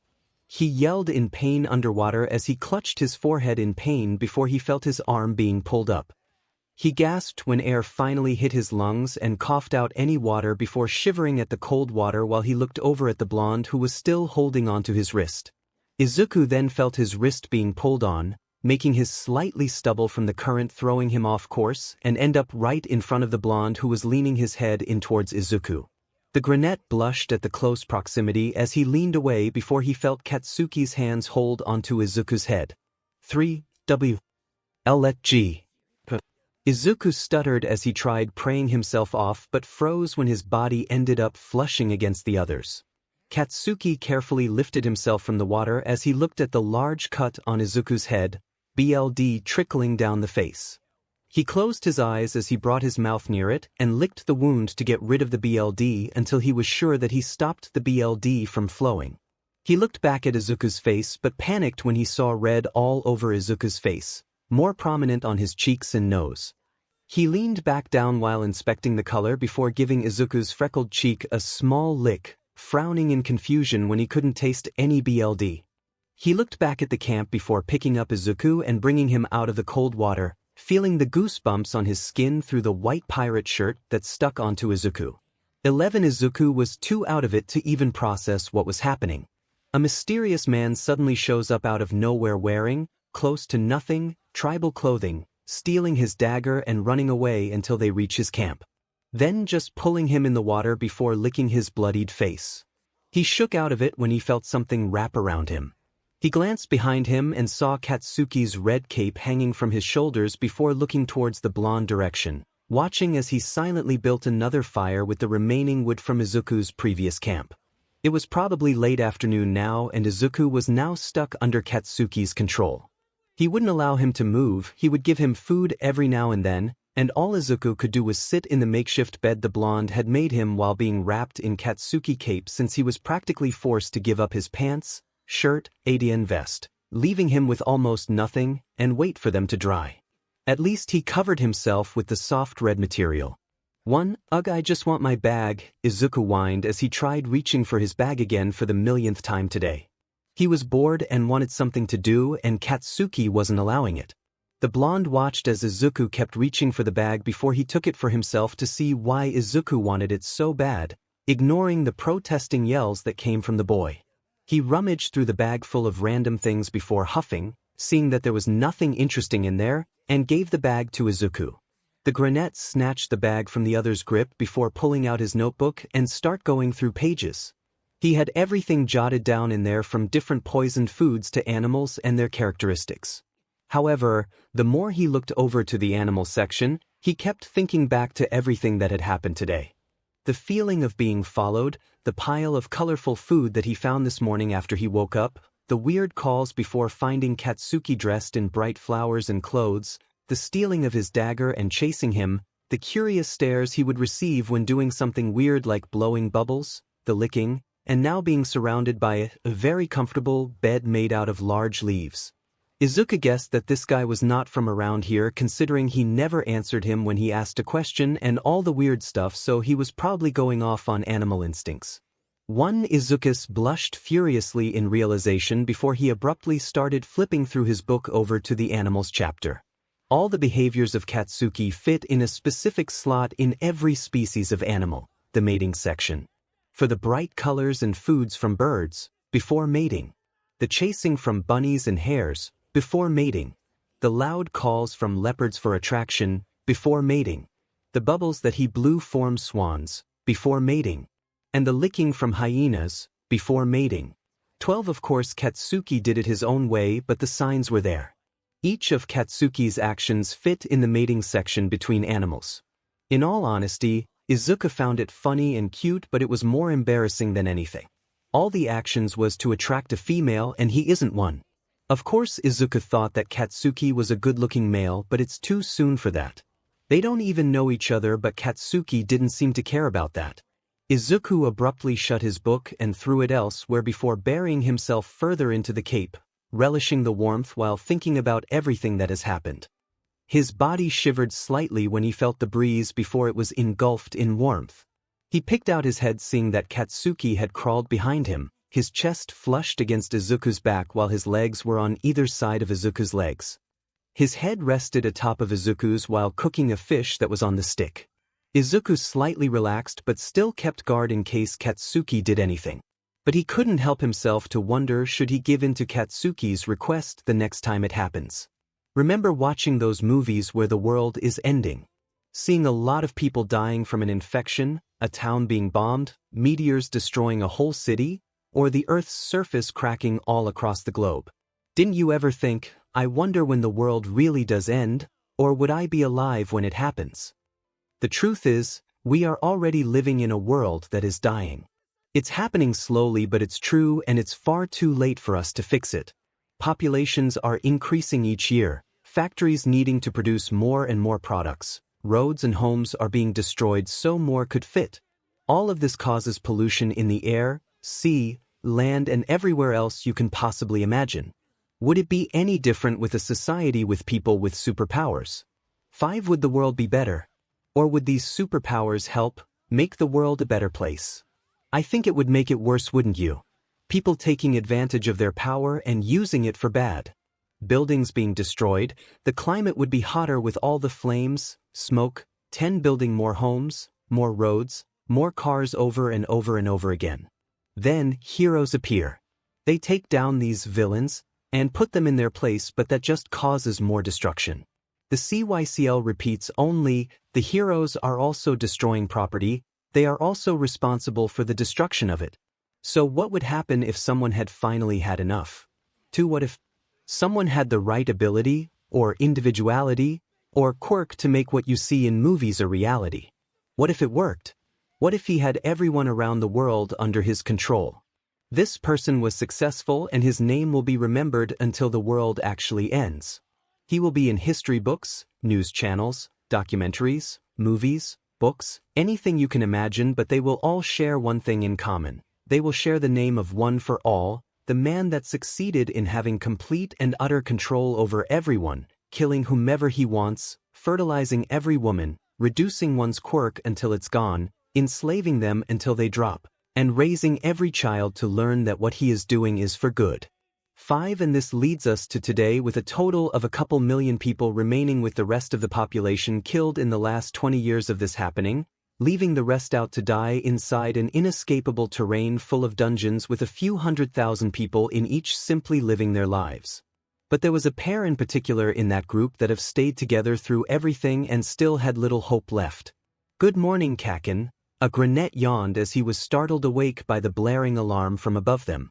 Izuku Midoriya. A kid that was always energetic and full of emotion. He was 17 years of age and his best friend was Katsuki Bku. He was also energetic and full of emotion, but he was mostly filled with anger and more anger. Izuku was really the only person that could put him in his place, regardless of his quirkless status. Katsuki hummed from the single bed beside him, making Izuku let out a short laugh. Izuku crawled out from under the covers and stepped on top of the cold metal ground before stretching and looking around. The whole dungeon went on for a few square miles considering the amount of people that were here, although it was almost empty since more and more people were getting sick and dying. There were a total of 4 areas. The sleeping quarters that had a whole line of bunk beds where a few had signed their name on a piece of cardboard. Then there was the dining area, which was all the way across from the sleeping quarters, and that is where jugs of mushed food would come down chutes, and they were not good at all. Then there was the bathroom. Rows of toilets for people to use, but the thing was, they didn't have stalls, so people even showered naked for everyone to see. But they've been down here for so long, no one cares anymore. The last is an area dedicated to books for people to read, if they have learned. The rest of the place had other things as well, like an entertainment where people drew with random supplies and dyes they found, or build weird things with all the junk that would pile in the trash.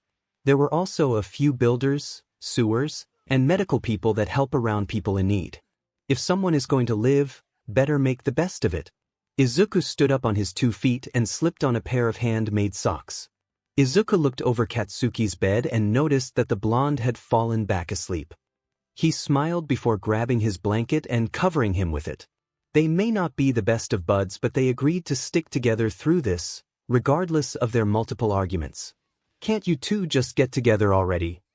A tired female voice asked from behind him, making 𝗧𝗂 blush furiously and turn around with an embarrassed pout, glaring at Uraraka. She and 𝗧𝗂 had met a few years back and became friends pretty easily. She was chirpy and sometimes spoke like she placed exclamation point in almost every word that flew from her mouth. However, 𝗧𝗂 noticed that she was looking more and more tired every day that passed. It's not like that.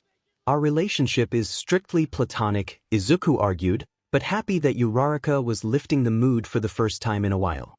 "But you two have known each other for forever," she whined before flopping back onto her bed and falling back asleep.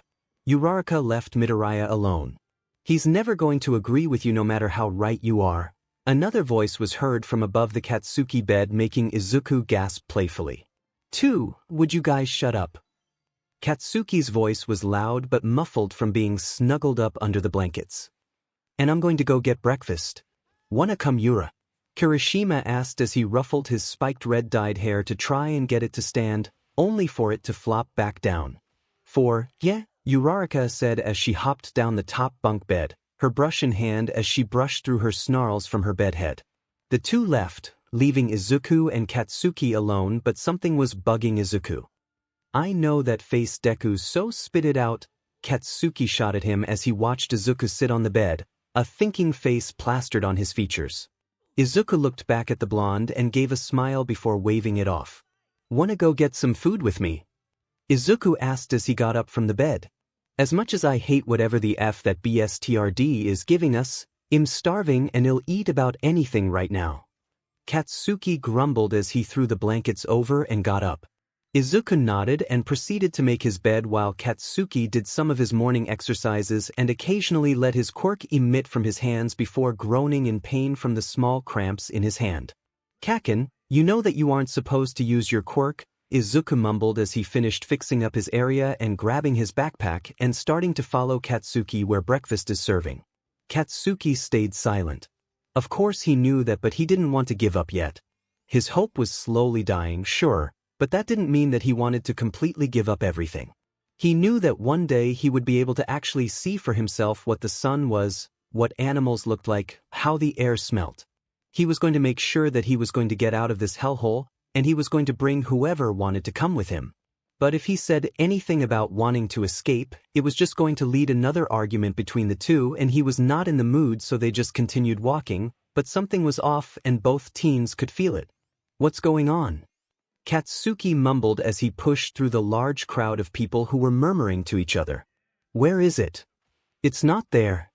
Do you think it's a glitch? 20 years of this SHT and there's a glitch. How's that even possible?" 𝗧𝗂 tapped on someone's shoulder and smiled sweetly at them before asking them what exactly was going on. "Food hasn't come down," they said to him before turning back around. "Knew it," 𝗧𝗂 mumbled before grabbing hold of Katsuki and dragging him away from the crowd and back to the beds. "F is up with you," Katsuki said as he stumbled through the crowd, trying to maneuver through them and try to follow the ruined yellow backpack and head of green hair. Once they were out of the way, 𝗧𝗂 let go of the blonde's shirt but continued to walk back, ignoring the shouting coming from Katsuki. Once he reached the sleeping quarters, he went all the way to the corner, before throwing his backpack onto Katsuki's bed. He quickly pulled off his and Katsuki covers and started tucking them in the bunk bed above until the whole bed was covered. "Will you tell me the F has gotten into you?" Katsuki growled as he watched 𝗧𝗂 build some sort of fort. 𝗧𝗂 didn't say anything and pulled on one side of the blanket and looked at Katsuki dead in the eyes. "Please go inside. I'll explain everything," 𝗧𝗂 said as he motioned for Katsuki to go. "Inside." Katsuki sighed and went inside before making himself comfortable at the end of the bed.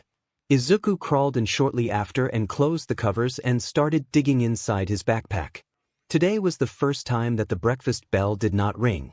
Last week, it was off by a full minute, and before that it was off by 46 seconds, and the cycle goes on. As the minutes and seconds go up, food and resources go down. Pipes are clogging and showers are not running at full force anymore. But they still work and water still runs. However, this was the first time that food has actually not come at all down those chutes, and this is the last of my resources, Izuku finished as he pulled out a bottle filled with food along with a few granola bars and other snacks that rarely come down the food chutes, making Katsuki stare at Izuku. So you're saying what exactly? Katsuki huffed. Izuku gave Katsuki the bottle of food and one of the snake. One, eat first, Izuku stated as he stuffed the other things in his bag. Katsuki stared at the plastic water bottle filled with the food before looking back at Izuku.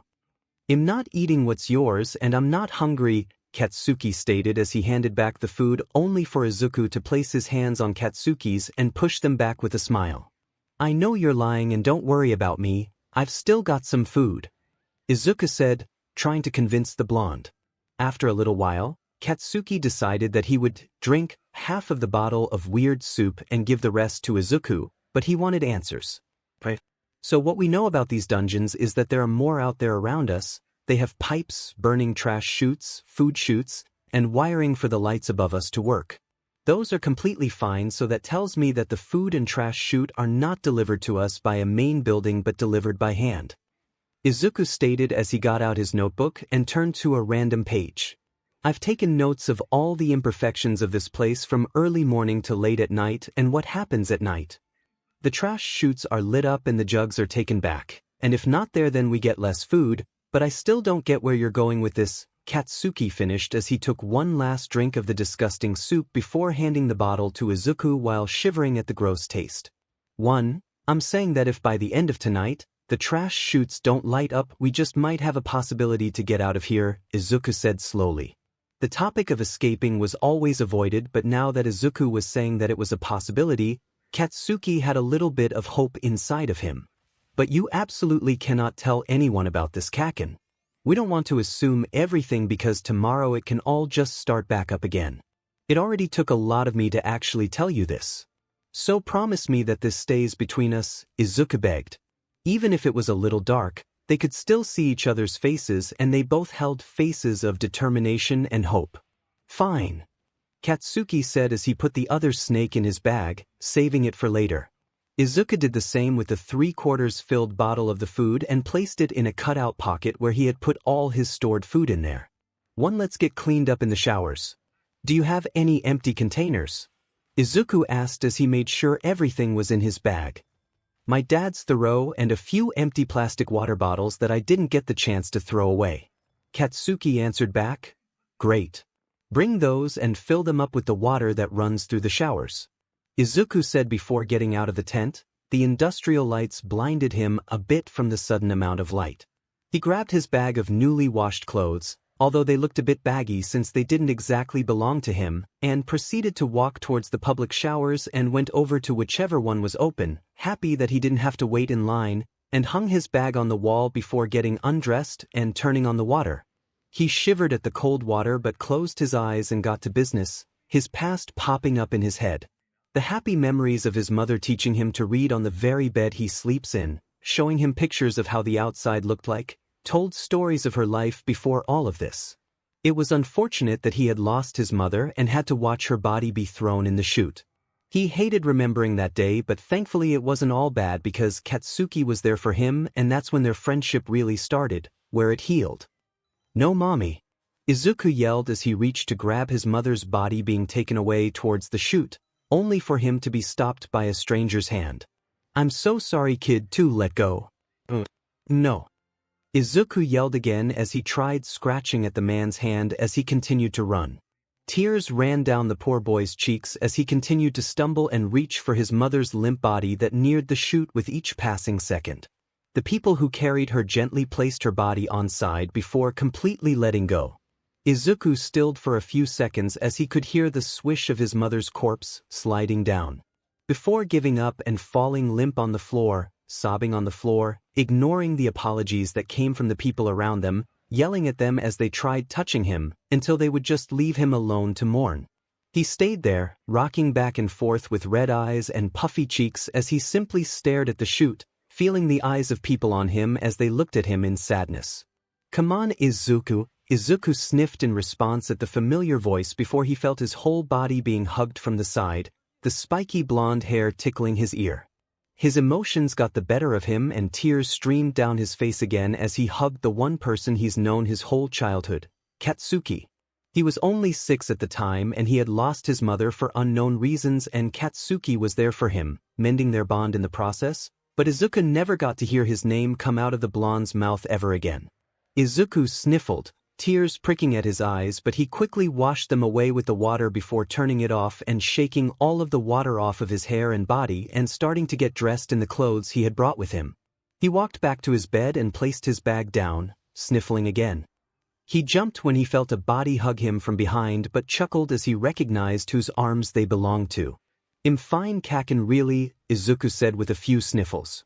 When Katsuki didn't say anything or move, Izuku's tears came back and leaned over, gripping the railing of the bunk above, and let his tears go down his cheeks. "I miss her so much, Kaken," Izuku said between sobs, his voice cracking. "I know," Katsuki whispered as he backed away and sat on his bed, placing Izuku between his open legs. "I just want to see her again," Izuku said again as he placed his elbows on his knees and gripped his hair in frustration. Katsuki just kept still and did not do or say anything but let his body heat envelope Izuku's back. This hasn't happened in a while, ever since Izuku's mother died, maybe a few years. It was a surprise to him when he heard Izuku sniffling or watching as he kept wiping his eyes when walking back to his bed. Maybe it was the thought of finally being able to leave that brought back memories of his mother. "We should get as much sleep as possible now in case that the chutes really don't turn on," Izuku mumbled as he lifted his head and wiped any tears away from his. "I'm getting out of here no matter what, or I'll die trying. I'm tired of living my life locked up in a box when there's a whole world out there that most of us don't even know what it looks like. And if I die, so be it," Izuku stated as a matter of factly. "I get it, Deku, but don't go so far ahead of yourself. We still need a plan and inform people and ask them if they want to come with us. But you have to remember that All for One is still out there. I don't know how or where, but he's there. He is the reason dash. Then we took him down," Izuku interrupted as he shot up from his spot, away from between Katsuki's legs and arms. "1. We're all living in individual groups. No one here has the motivation for the strength to even talk or interact with one another. But look now," Izuku said as he pointed at the crowd of people still talking. "This is the loudest this dungeon has ever been, and they are all scared. We all are. That brings fear to us, and that's exactly what that BSTRD wants. He wants us to fear for our lives, waiting for him to give us food and water, but what if we do the opposite? What if we go towards the wait, aid in fear for what's coming instead of fearing what might not come? We can all work together and take him down. We still have our quirks. We still live. We're young. I say that tonight, after 10:30, when the chutes are supposed to turn on, and if they don't, then I'm going to pass along that a team of people, led by me, is going to get out of this hell hole," Izuku stated proudly before looking at Katsuki. "And you coming with is completely your choice. I won't force you, and I will most definitely not hold a grudge on your answer," Izuku said again as he smiled sweetly at Katsuki, who was seated on the bed. Katsuki processed Izuku's words and part of his plan before sighing. "F it. Let's do it." And so, the two of them went over Izuku's plan before deciding that sleeping was the best option if they were going to get out later tonight, and it was a plus when the dinner bell didn't ring either, meaning that there was a high chance that the fire from below them might not even light up. And only when the fire chute did not light up, did Izuku and Katsuki start packing all of their things, including water, food, clothes, and any weapons that they could find. Katsuki having his mother's dagger and Izuku a blade he had made out of tins of metal cans that formed into a nice thick, sharp blade with tape wrapping around the handle. The two of them abandoned their beds and started spreading the word, informing the people to meet over at the main trash chute to hear an escape plan at midnight ADN to spread the word. If wanting to get out of this place, pack all of your essentials along with a weapon, and meet at the main trash chute at exactly 12 o'clock at night.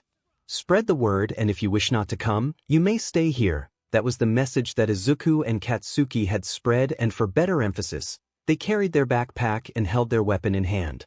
A few scoffed while others did not agree, but there were a lot of teenagers and young adults that had agreed to come. Nervous? Katsuki chuckled as he stood beside Izuku, who was bouncing his leg while tucking in his hands in his underarms. The plan has flaws. So many of them, and most of us might not even make it, Izuku mumbled as he looked over the crowd that started to gather. Yes, but it's what we have.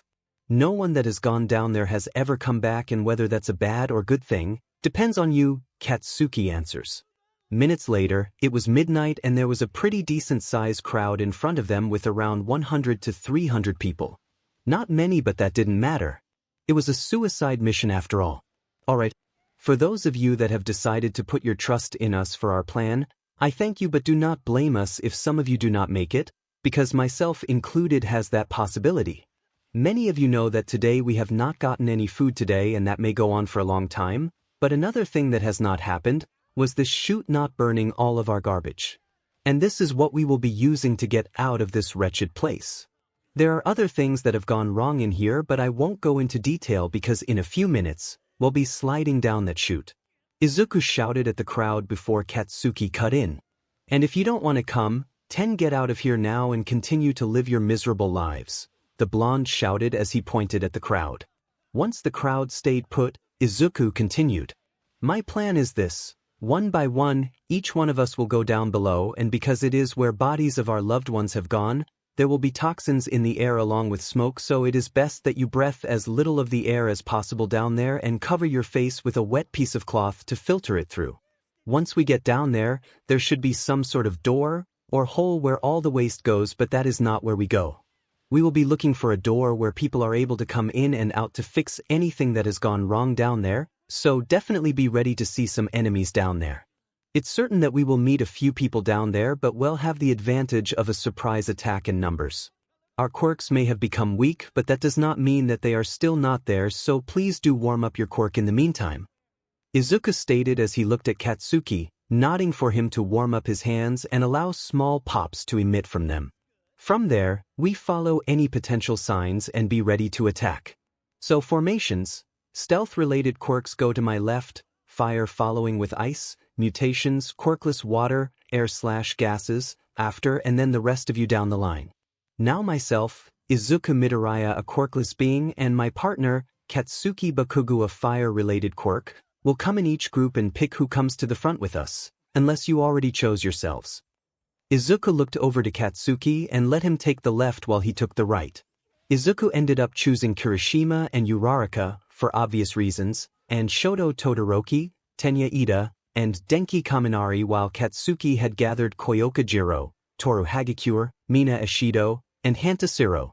The group then proceed to go to the front, Izuku and Katsuki telling them that they would be leading behind them, informing what is going on to the rest. Izuku then turned to Katsuki and nodded.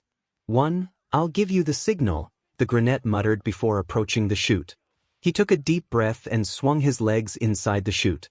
He grabbed the wet shirt and tied it behind his head and covering his nose before slowly sliding down the chute, his hands helping slowing down his fall. He slipped a few times, but after about 5 minutes, he heard something moving from under him. He fastened his movements all the way until he was hovering above the hole. He jumped down, his feet barely making any noise, and placed a hand on the ground to make his movements quiet. He stood up on the RBB ground and went towards where it was moving before he went against the wall and looked to see a hole filled with trash and a few piped smoking. Incinerator. Smells awful down here, Izuku numbed before wiping the sweat from his forehead. He walked back towards the chute and came out and pondered on it twice.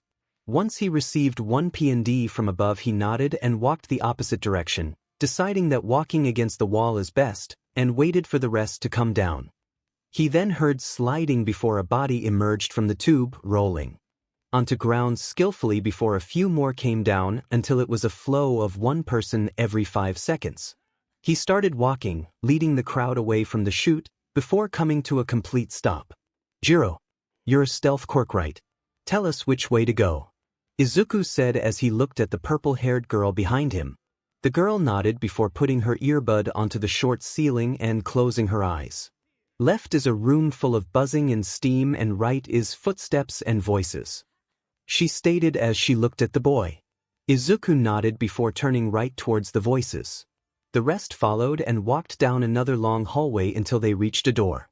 Izuku turned around to see Katsuki pushing through the crowd until he reached Izuku. How many people stayed up there?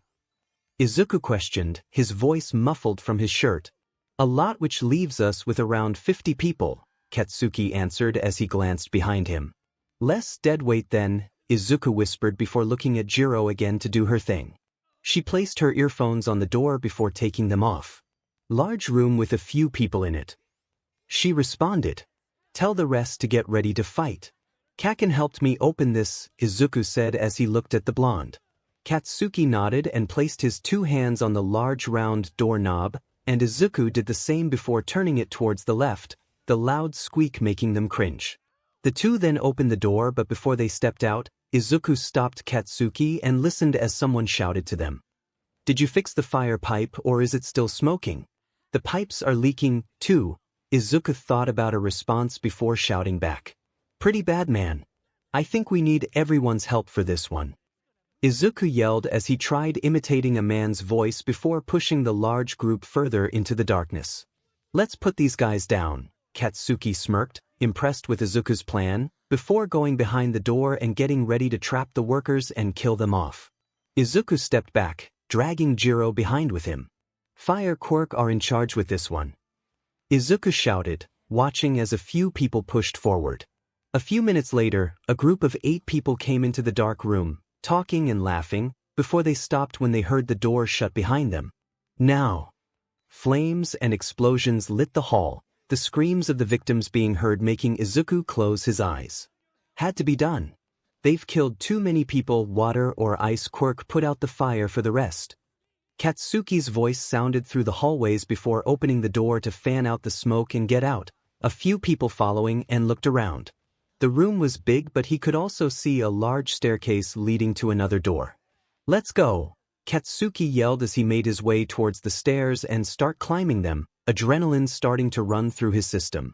He looked behind him and noticed Izuku closing the door and locking it before hitting a few buttons on the control panel on the bottom of the stairway before glancing around and ushering everyone to go up the stairs and following them. Katsuki ratcheted the door and peeked through the window, noticing another long hallway with multiple doors on each side. Half and half, Pinky and Kirishima go in and check if someone is in any of the rooms and take me out. Another girl is with Deku, Katsuki said as he pointed at the 3 in front of him before opening the door and following behind, looking through each room, but no one was there. It was just some pipes with water leaking out. Something is definitely off here, Katsuki said as he looked at the next room only to see the same thing. Each of them are leaking, but no workers to fix it either. They were more worried about the fire rather than the water, Mina said as she walked back towards the group. Do you think that maybe did they do that on purpose? Making the pipes leak? Kirishima said back. No idea, but I don't want to stick around to find out, Katsuki said as he went back out the door and waved for the others to go inside before leading them down the wide hallway. Just as they were about to reach the door, more people flooded inside from the back where they had come from and started shooting at the group. Katsuki went wide-eyed. Deku was back there. Activate your quirks. Everyone. Katsuki shouted and he lit the palms of his hands and blasted his way towards the front, yelling as he landed and started blasting as all the people that were shooting at them, noticing that they were all shooting from holes on their fingers. The whole hallway was filled with noise, heat, cold, water, and smoke along with screams, grunts and yelling. Only when there were a few of those people left did he start baking away into the crowd, still shooting out his quirk, grunting and wincing as his hand cramped, before he completely turned around and looked through the crowd to see if he could see the grenade. All taken care of. Someone shouted as the quirks died before the fire was put out. He searched through the crowd but failed to find the grenade once he reached the end. He cursed as he went back to the front to see if he could see Izuku somewhere, possibly anywhere but on the floor with BLD around him. Kaken. Izuku's voice was heard through the crowd. Katsuki followed before he found himself back to the front, but everything was burned with dead bodies lying on the floor from both the enemy and his group. He looked around until he saw Izuku wrap something around his arm and tie it with a pained grunt before releasing a shaky breath. Izuku looked up and smiled as he saw Katsuki there before it fell when he saw the blood splattered on his shirt. He panicked as he approached him and checking if Katsuki was okay. "Were you hurt? Where are you bleeding? Do you need dash? I'm fine Deku, now let's go," Katsuki answered before leading Izuku towards the front and continuing to lead the remaining group of people out the door, and as soon as they did, it felt different, like they could feel that they were almost there. Katsuki and Izuku walked up the slanted floor until they turned another corner and walked up a flight of stairs. "Dash," Izuku said painfully as he gripped his biceps and slowed down a little, his wet cloth falling off his nose. Katsuki heard it and stopped before grabbing hold of Izuku's good arm and pulled him while taking off his own face covering. "Come on, Deku was almost there," Katsuki said as he dragged him up the stairs, the rest a few steps behind them. They busted through the doors of the last floor and were welcomed by a simple long, wide hallway, with big metal doors at the end of them. Katsuki and Izuku quickly made their way there until they reached a control panel. "Just beyond those doors," Izuku stated as he looked at the metal doors before looking down at the multiple buttons. "Almost there," Katsuki said as he looked at the doors before looking at Izuku and huffing in exhaustion. Izuku looked down before his vision went over to the big red button on the side. He moved his hand to grab Katsuki's and let their hands hover above the button and looking at Katsuki with a smile and a few puffs of his own. Katsuki gave one back before focusing his vision back on their hands and lowering them and pressing the button. The whole room silenced from any noise and backed away as they heard metal clicking and clunking filling the whole room before the two thick metal doors started opening, light starting to seep through the two cracks. Everyone squinted her eyes at the sudden light, expecting it to be dark, and waited until the doors opened all the way with a loud boom. Everyone stepped forward and went outside, their arms covering their faces to block the sun. Izuku and Katsuki watched as the crowd disappeared into the light that seeped through the room until they couldn't see anyone. Izuku let go of Katsuki's hand and made his way out of the doors. He covered his eyes and looked away from the sun, but when it hit his skin he could feel how it was warm. He continued walking forward, his feet now walking on soft ground, making Izuku look down and saw that he was standing on grass. Something that he could only see in books. He dropped down on his knees as he went to go touch the natural material. His hands ran through the green, feeling the dirt that the grass grew from instead of cold metal.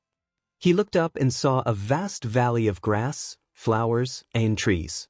He looked more and saw the blue sky with the sun shining bright on his face, the clouds moving ever so slowly, the fresh air occupying his nose, and his vision fixated on the view as tears brimmed his eyes, but this time, they were happy tears. Something he never thought would happen. "We did it, Mom, we made it outside," Izuku said as his backpack fell from his shoulders. It was so different being outside. There were no walls, no ceilings, no metal, it wasn't cold, and there was a whole world out there just ready to be repopulated and lived upon. Everything was so new, and it was the complete opposite. His eyes were surrounded by vibrant colors instead of the same gray and black metals and the dull colors of clothes. The only thing Izuku has ever seen being vibrant were people's quirks and the appealing paintings on the metal walls made from different people. Izuku's vision shifted from behind him as he remembered about Katsuki. He looked behind him and saw Katsuki standing a few feet away from him, in a relaxed stance with his hands in his pockets and his bag next to him. Izuku's eyes immediately met Katsuki's until he saw a smile tug at Katsuki's lips, making Izuku tear up and smile back before getting up from off the floor and run towards Katsuki and wrap his arms around him.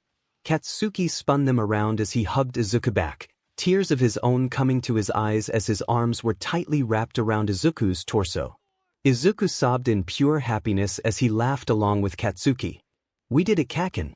We did it," Izuku yelled between hiccups with more laughs.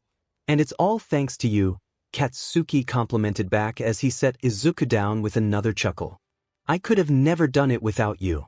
"Without any of them," Izuku stated as he pulled his head away and looked at the crowd from beside them.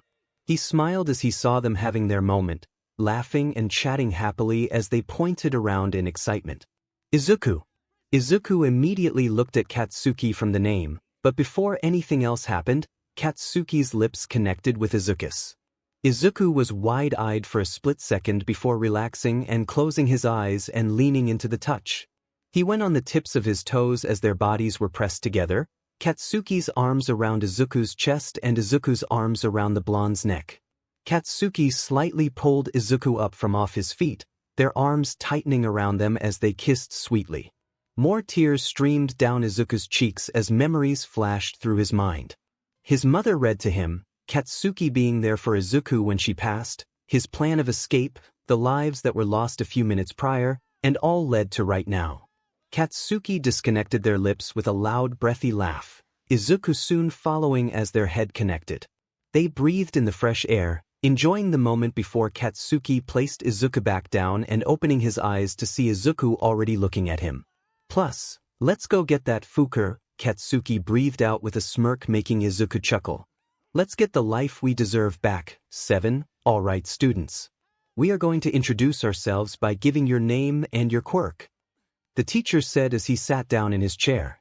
We'll start from the front and work our way to the front. He spoke as he looked at the front row and nodded his head to the girl that sat in front. 5. I'm Toru Hagakure. I'm invisible. 5. Mezu Shoji and my quirk is dupli arms. 1. Mashireo Ojiro. Tail. 8. Yuga Aoyama and my quirk is a laser. The sparkliest thing you'll ever see. 6. Mina Ishido. Acid quirk. 4. Denki Kaminari with electrification type quirk. 2. Kyukagyre. Earphone jack. 1.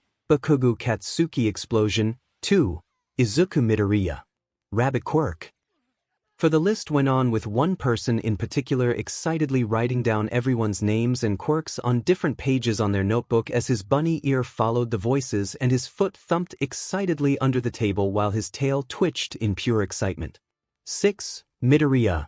A deep voice sounded through the room making the green-haired male stop his movements and look up to his teacher. Yes, sensei. He asked with a smile as his foot stopped but his leg kept bouncing quietly. Tone it down with your foot.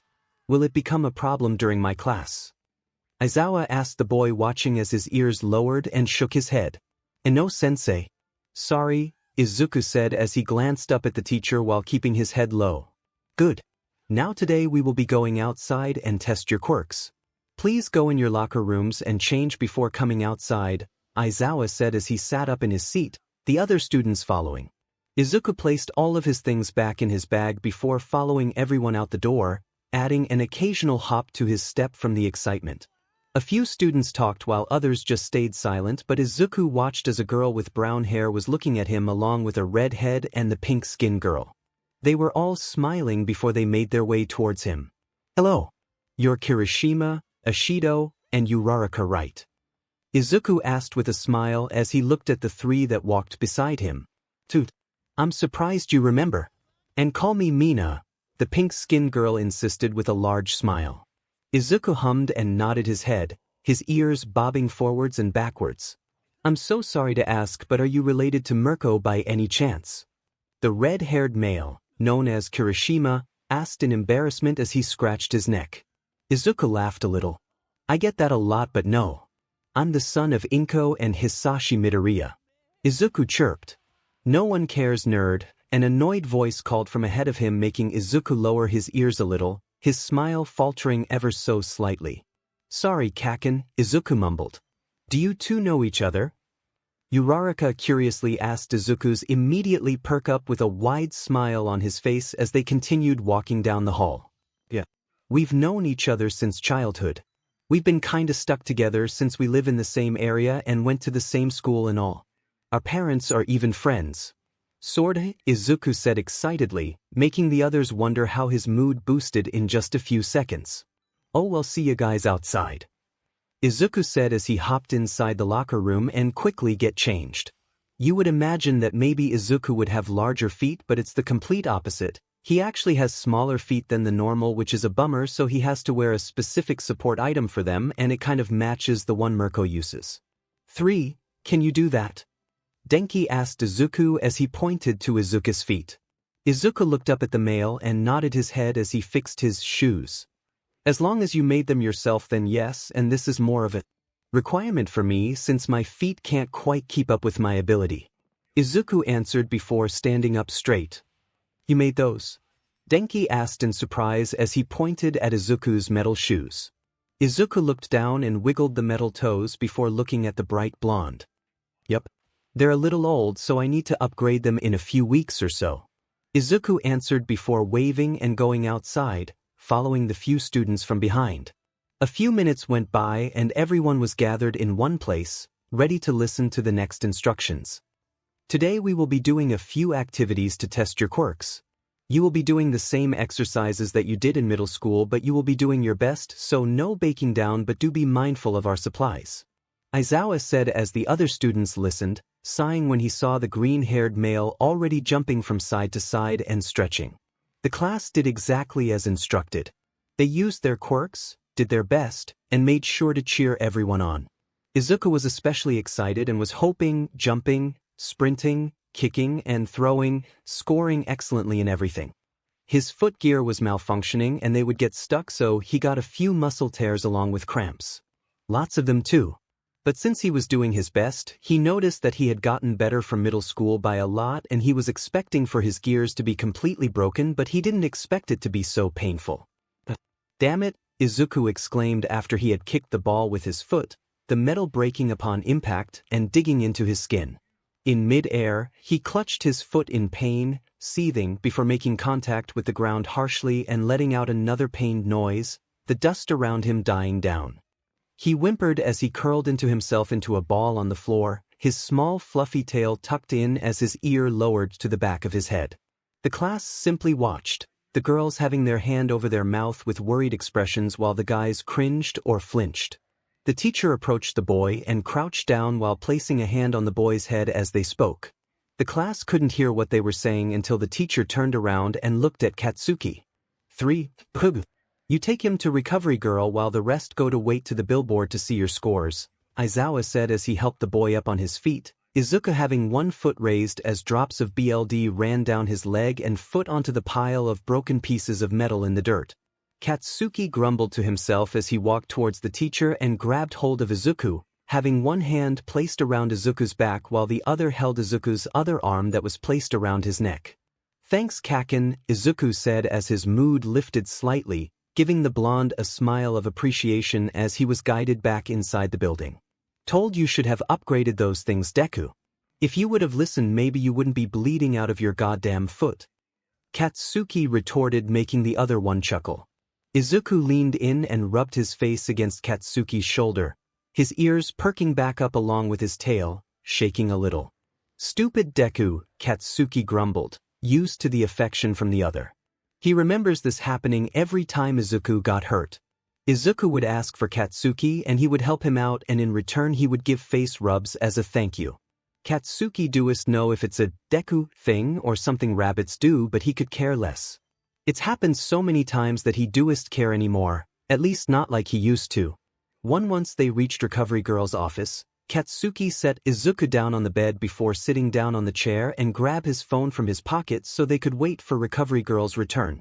Izuku sat on the bed, but his foot was hurting a lot and BLD was still slowly dripping from it and onto the floor. He pursed his lips before glancing Katsuki's direction, seeing that the was distracted by his phone, and slowly lifted his foot onto the bedding, suppressing a whine from the pressure. He looked at the top of his foot and noticed a piece of metal stuck inside his skin, making him scrunch his nose in disgust. He grabbed onto the piece of metal and bit his lip as he slowly started pulling it out. Katsuki scrolled through his phone but saw Izuku's ears droop down at the corner of his eye, making him look up, but immediately put his phone down when he saw that Izuku was pulling something out of his foot. "The F do you think you're doing?" he questioned, making Izuku's movements stop and whine at being caught. "It hurts," Izuku protested as he looked at Katsuki. Before the blonde could say anything, Recovery Girl came inside the clinic and smiled at the newcomers. "Who do we have here?" she questioned as she closed the door before looking at Izuku's bleeding foot. "Oh dear. Let's get that cleaned up for ya," she said as she grabbed a small kit and some bandages. Izuku perked up and sat back and let the Recovery Girl do her thing. He watched as she grabbed tweezers and pulled the metal out of his foot before dabbing alcohol on it. Izuku jumped at the burn and coldness, the fur on his ears standing on end along with the tail. "Wuss?" Katsuki muttered with a smirk, Izuku's ear twitching his direction before Izuku glared at him with a pout on his face. "All done. You can take the bandage off later tonight," Recovery Girl said as she stepped back with a smile, Izuku returning one immediately. "Thank you very much," Izuku said quickly before hopping off the bed on his good leg before placing his other foot down gently. He waved goodbye and exited out of the door, his walking a little uneven but he was fine nonetheless. Katsuki trailed behind, rolling his eyes as Izuku happily skipped ahead of him, his pointed green tail bouncing up and down along with his bunny ears. Shortly after, the two reached their class and sat down in their seats to wait for the rest to come in. Izuku of course grabbed his notebook and started sketching everyone in his class and writing down information again, his foot starting to thump against the floor again as he concentrated on his task. Katsuki was just listening to Izuku's muttering and thumping since he had nothing better to do and he could learn a thing or two from it even though he didn't really want to. He knew more about his classmates and their quirks while also trying to find a beat to Izuku's thumps and creating different tunes in his head before the door opened and the class piled in. "Midoriya, are you okay, dude?" Kirishima's voice called along with a few others as they came to his table, startling Izuku in the process. "Oh yeah, I'm fine. Recovery Girl got it all healed up for me," Izuku said with a smile. "Me and Kaken were waiting for you guys." Izuku added a few nods to their heads. "Oh, Kachachan, were you waiting for us?" Denki teased the other blonde, making Izuku's ears twitch in the process as Katsuki grumbled. "Shut it, dunce face," Katsuki retorted, making the other sigh and sit down on Katsuki's desk, receiving yells from the other as other people crowded their desk and chatted. The rest of the day went by pretty quickly and they were instructed to go back to the dorms, informing that their belongings would be inside in their designated rooms but they had to set it up themselves. The students were excited and a few raced their way there with Ida asking them not to, but they didn't listen and ran down the hills all the way to the gate with the competitors being Izuku, Denki, Katsuki, Kirishima, Shiro, and Mina. Izuku hopped. Denki and Kirishima ran. Shiro used his tape while Mina skidded down the grass with her acid. 1. That was fun. Mina cheered as she came in first with Katsuki following behind. 2. Very much so, Izuku said as he hopped one last time before running a lap to slow himself down a little before sitting down on the steps in front of their building painting excitedly as his heartbeat was erratic. 1. The rest of the class soon joined and all entered together, amazed at how big it was. Everyone should probably go get their rooms ready and the first one done started the cooking, which also means that they get to pick what to eat and then others help out as well as they come down, Momo suggested, making everyone agree and do what Aizawa instructed. The girls were on one side of the building while the boys were on the other and each building had a set of 4 rooms per floor with everyone's names on them. Everyone went inside their room and organized their things, unpacked, contacted their parents, made their room comfortable, before retreating back downstairs. The first to be done were Shoji and Ojiro and they were cooking miso soup, considering there was limited amount of groceries in the fridge, but everyone helped out and ate at the table, with Izuku deciding to eat some salad instead before cuddling up on the couch and lay there for a little. "Where'd Midoriya go? I thought I saw him a few minutes ago," Kirishima stated as he looked around the kitchen. "Probably on the couch resting.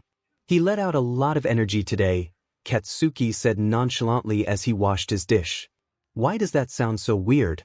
Everyone let out energy today," Denki commented from beside the blonde as he huffed. "I don't know if you're blind, but Deku is a rabbit.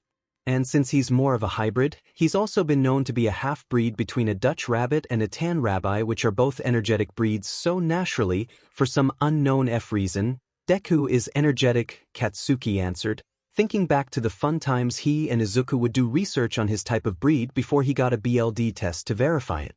But this was when they were very young, so he doesn't know if it changed or not.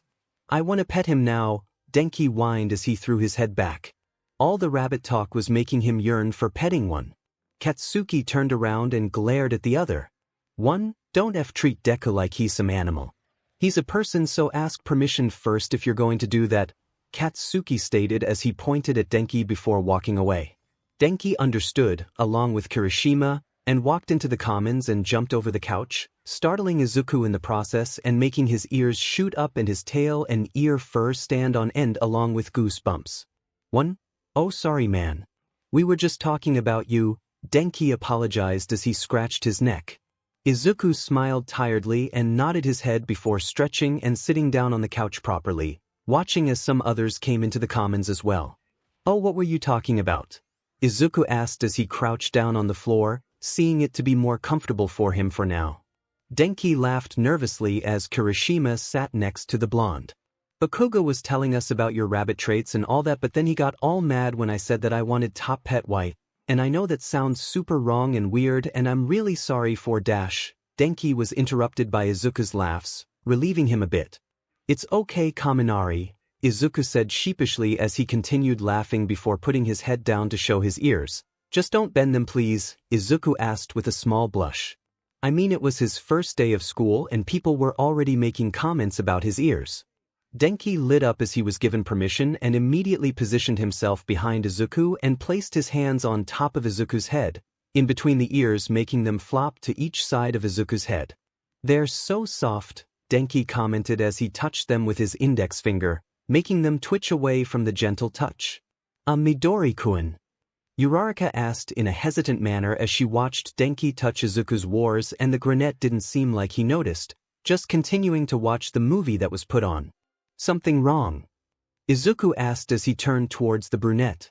"Denki's hand is dash," she said before pointing above his head. Izuku giggled a little at Uraraka's face, seeing that she was worried that Izuku might be uncomfortable with it. "It's okay, I told him that it was okay," Izuku answered, catching a few of the other girls' attention, making Izuku laugh more. If he knew girls, he knew that they liked soft things and animals. "At least this group of girls look interested. As long as you ask Midoriya's permission." Bakugo was very strict about that, Denki commented, Izuku's ears perking up a little at the familiar name like it always does. Mina sat down next to Denki before tapping Izuku on the shoulder, the brunette giving her immediate attention as he turned his head.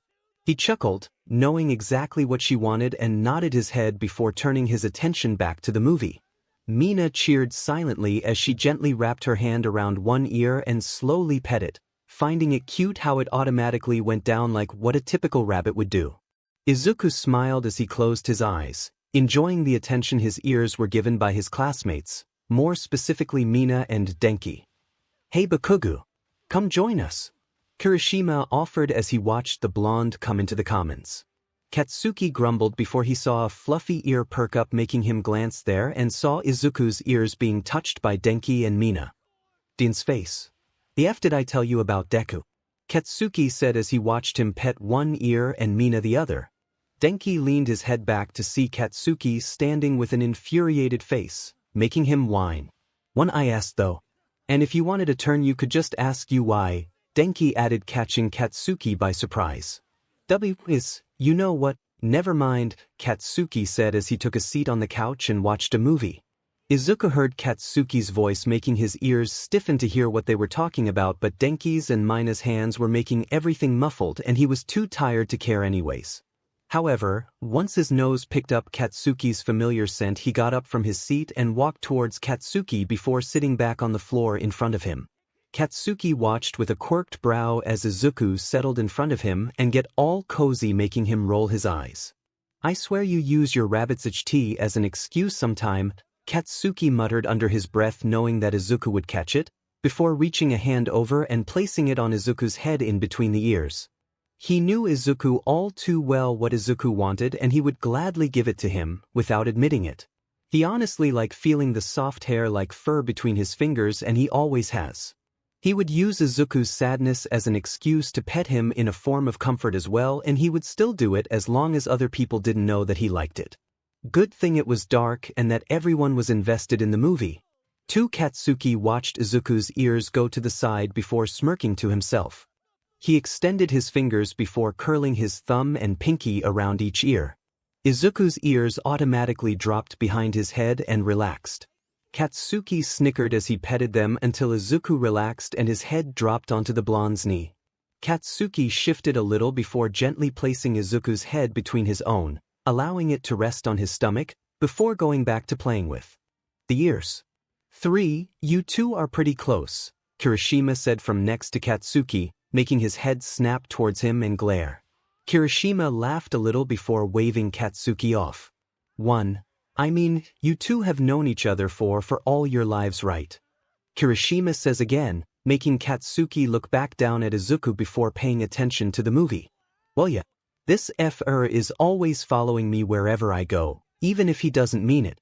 Same neighborhood, same park, same schools, and same classes won't leave me alone, Katsuki answered, making Kirishima tilt his head. You don't seem to mind though, Kirishima said, making Katsuki sigh. You try being stuck with the same person your whole life. You just get used to it after a while so you don't care anymore, Katsuki said with a shrug. Kirishima pursed his lips but decided to pay attention to the movie again, glancing at Mina, smiling. He and Mina have known each other for a while, and because of that, they've grown close, and Kirishima was sure that it was going to be the same with Izuku and Katsuki ate someday. Deku, a loud voice yelled from above two teens, making them sigh knowing well who that voice came from. How can poor Midoriya deal with Bakugo? A bright blonde asked his black-haired friend as he leaned over the kitchen island.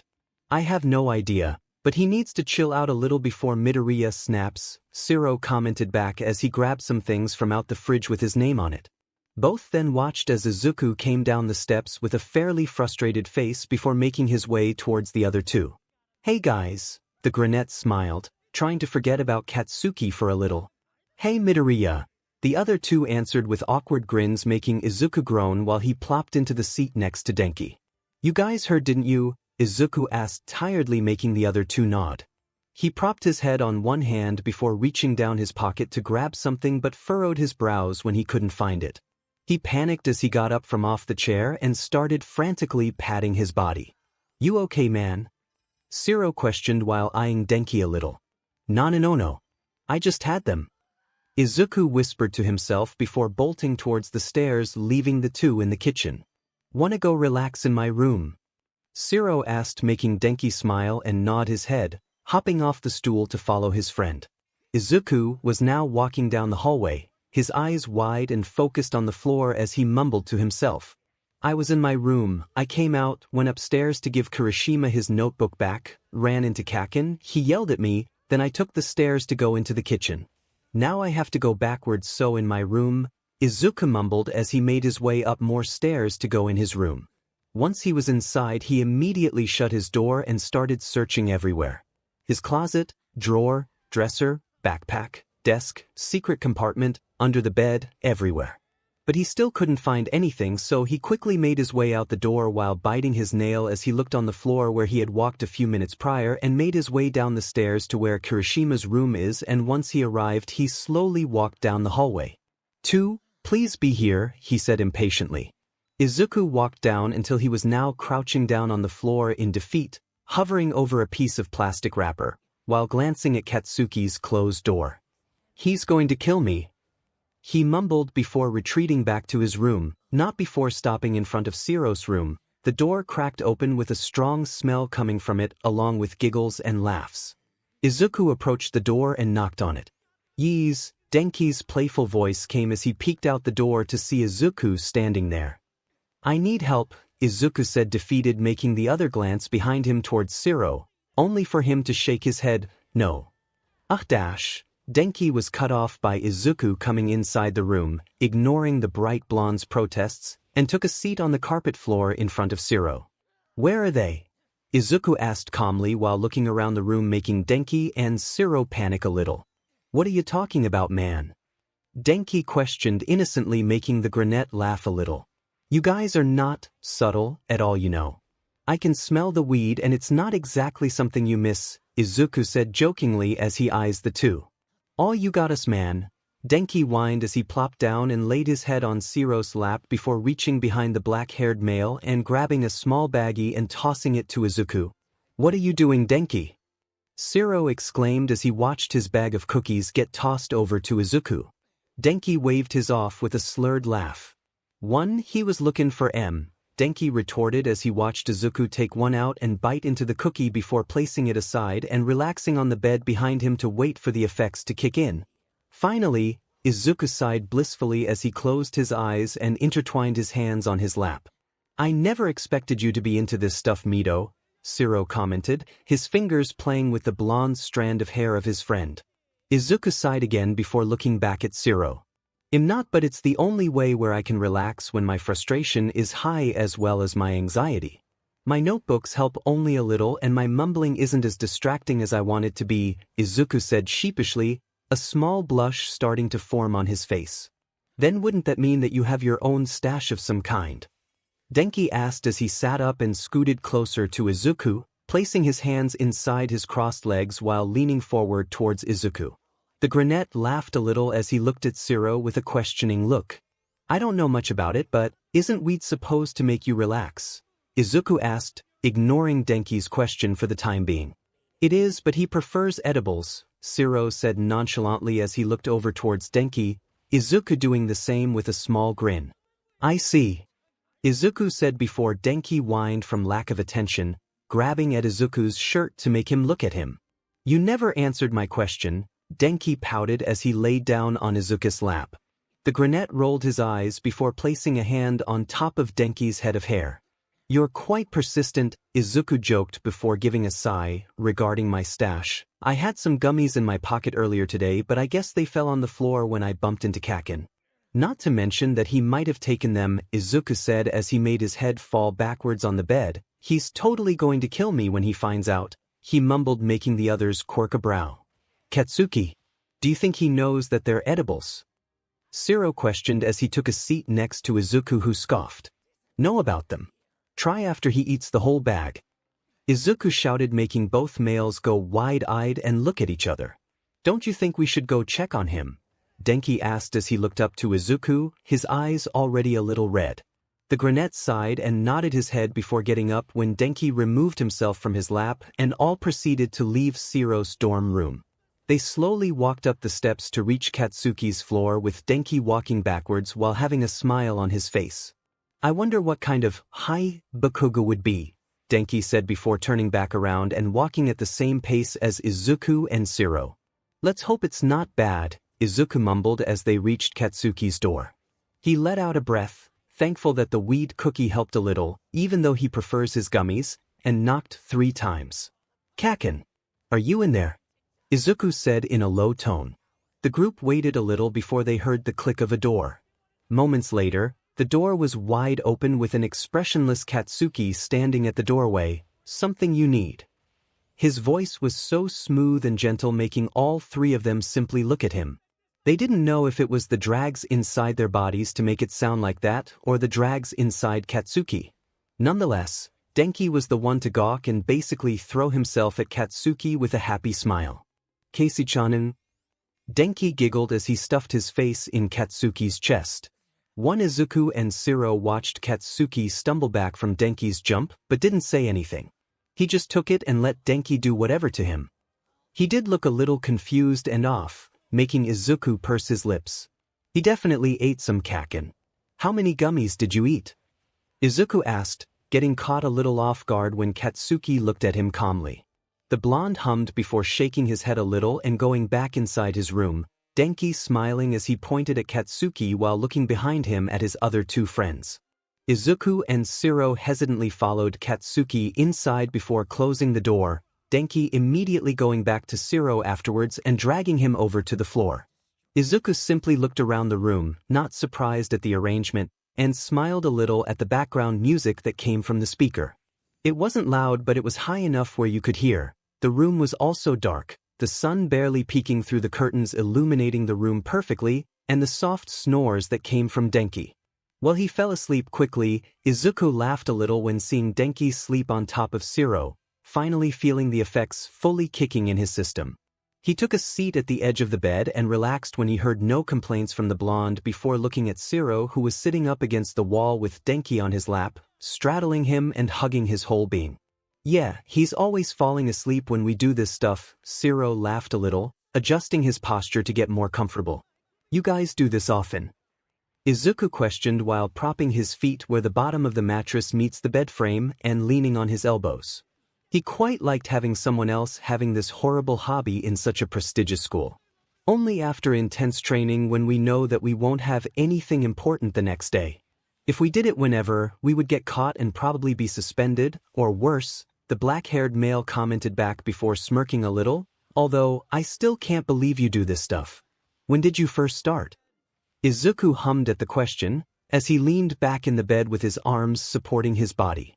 I think middle school when all the stress really starts to build, Izuku said after a while, making 𝗧𝗧 tilt his head to the side. Really? What's got you so stressed in middle school? He questioned again, making the other huff with wide eyes. What didn't get me stressed is the real question. I was bullied pretty badly back then and it made me frustrated at how arrogant people can be. All that frustration led me to do bad things, Izuku said again, guilty that he was even using drags in the first place, no matter how relaxed he felt afterwards. Well, I didn't expect someone as cool as you to be bullied.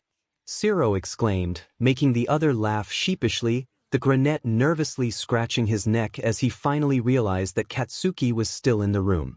He glanced behind him and saw Katsuki in the corner of his bed, not saying anything while keeping his head low.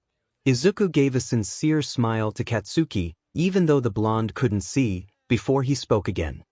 It's a part of my life that I'd like to forget about, Izuku commented before turning back to 𝗧𝗧 with a knowing look, and I wasn't at all cool back in middle school, Izuku said, not catching the longing look in Katsuki's eyes as he looked at the back of his head.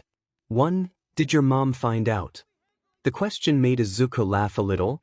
I'm guessing you're the curious type when doing this while Denki is the flirty sleeper. Izuku laughed, making the black-haired male blush slightly as he looked at the sleeping blonde that straddled him. Guess I am. You're more confident instead of your stuttering and muttering mess of a person, 𝗧𝗧 retorted back. Well yeah, those come from my anxiety, which leads me to how mom figured me out actually, Izuku sighed, remembering serious question about his mother. 𝗧𝗧 gaped at the boy with a scoffing smile. How'd she figure it out? Well, she said something about me being too laid back on certain days while overly nervous the next. Of course, at the time she asked me I was my normal, stuttering self, so I busted myself and she ended up taking me to the doctors immediately after. That's when I was prescribed anxiety and given something to calm it down, which coincidentally was weed, Izuku concluded with a small laugh, remembering his mother's panicked face while he scolded him, yelled at him as she drove to the doctors. She also wanted to refuse the prescribed weed but thought twice about it when she realized that her son had anxiety, as well as other things. Years go by and she got herself a weed license so she could use it legally before stop giving me my prescription, and then did some research on how to make special cookies for me so I don't take advantage of the drag or whatever, Izuku added again, making 𝗧𝗧 give him an impressed expression. So she makes you the cookies and then gives them to you. So why did you say something about gummies if she gives you those cookies? 𝗧𝗧 asked again, his curious side getting the best of him. Izuku let out a breath of air through his nose. It's just not enough anymore. Quirk training, villain attacks me, a voice behind Izuku interrupted. The brunette turned around and saw Katsuki looking directly at Izuku with a saddened expression, and he looked like he was at the verge of tears. Whoa. Kaken, Izuku said as he crawled over to the blonde and sat in front of him, sitting on his legs and placing his hands on his lap, Katsuki slightly scooting away at the corner of the bed where his pillows were and avoided eye contact. Your stress is because of me too, and don't deny it. You said that you started doing it in middle school, meaning that it has been going on way before that. Katsuki didn't even need to finish his sentence to make Izuku understand where he was going. The brunette looked back at 𝗧𝗧 worriedly but only received a shrug. Izuku looked back at Katsuki while shuffling closer until their legs touched. I won't lie to you, you were also one of the reasons that my anxiety had worsened, but there were also many other factors that I'm not going to mention at the moment, Izuku said as he looked at Katsuki's profile, the blonde strands of hair blocking him to be able to see his eyes. Katsuki slowly lifted his head and peering Izuku's direction. He watched as Izuku's features only softened when they made eye contact, making him slightly relax a little. It was weird being this nice to Izuku, but he didn't really care considering he was under the influence of some sort of drag. "You okay now?" Izuku asked with a little laugh as he leaned back. "Want a hug?" Izuku questioned as he opened his arms, knowing that Katsuki was probably not going to object right now.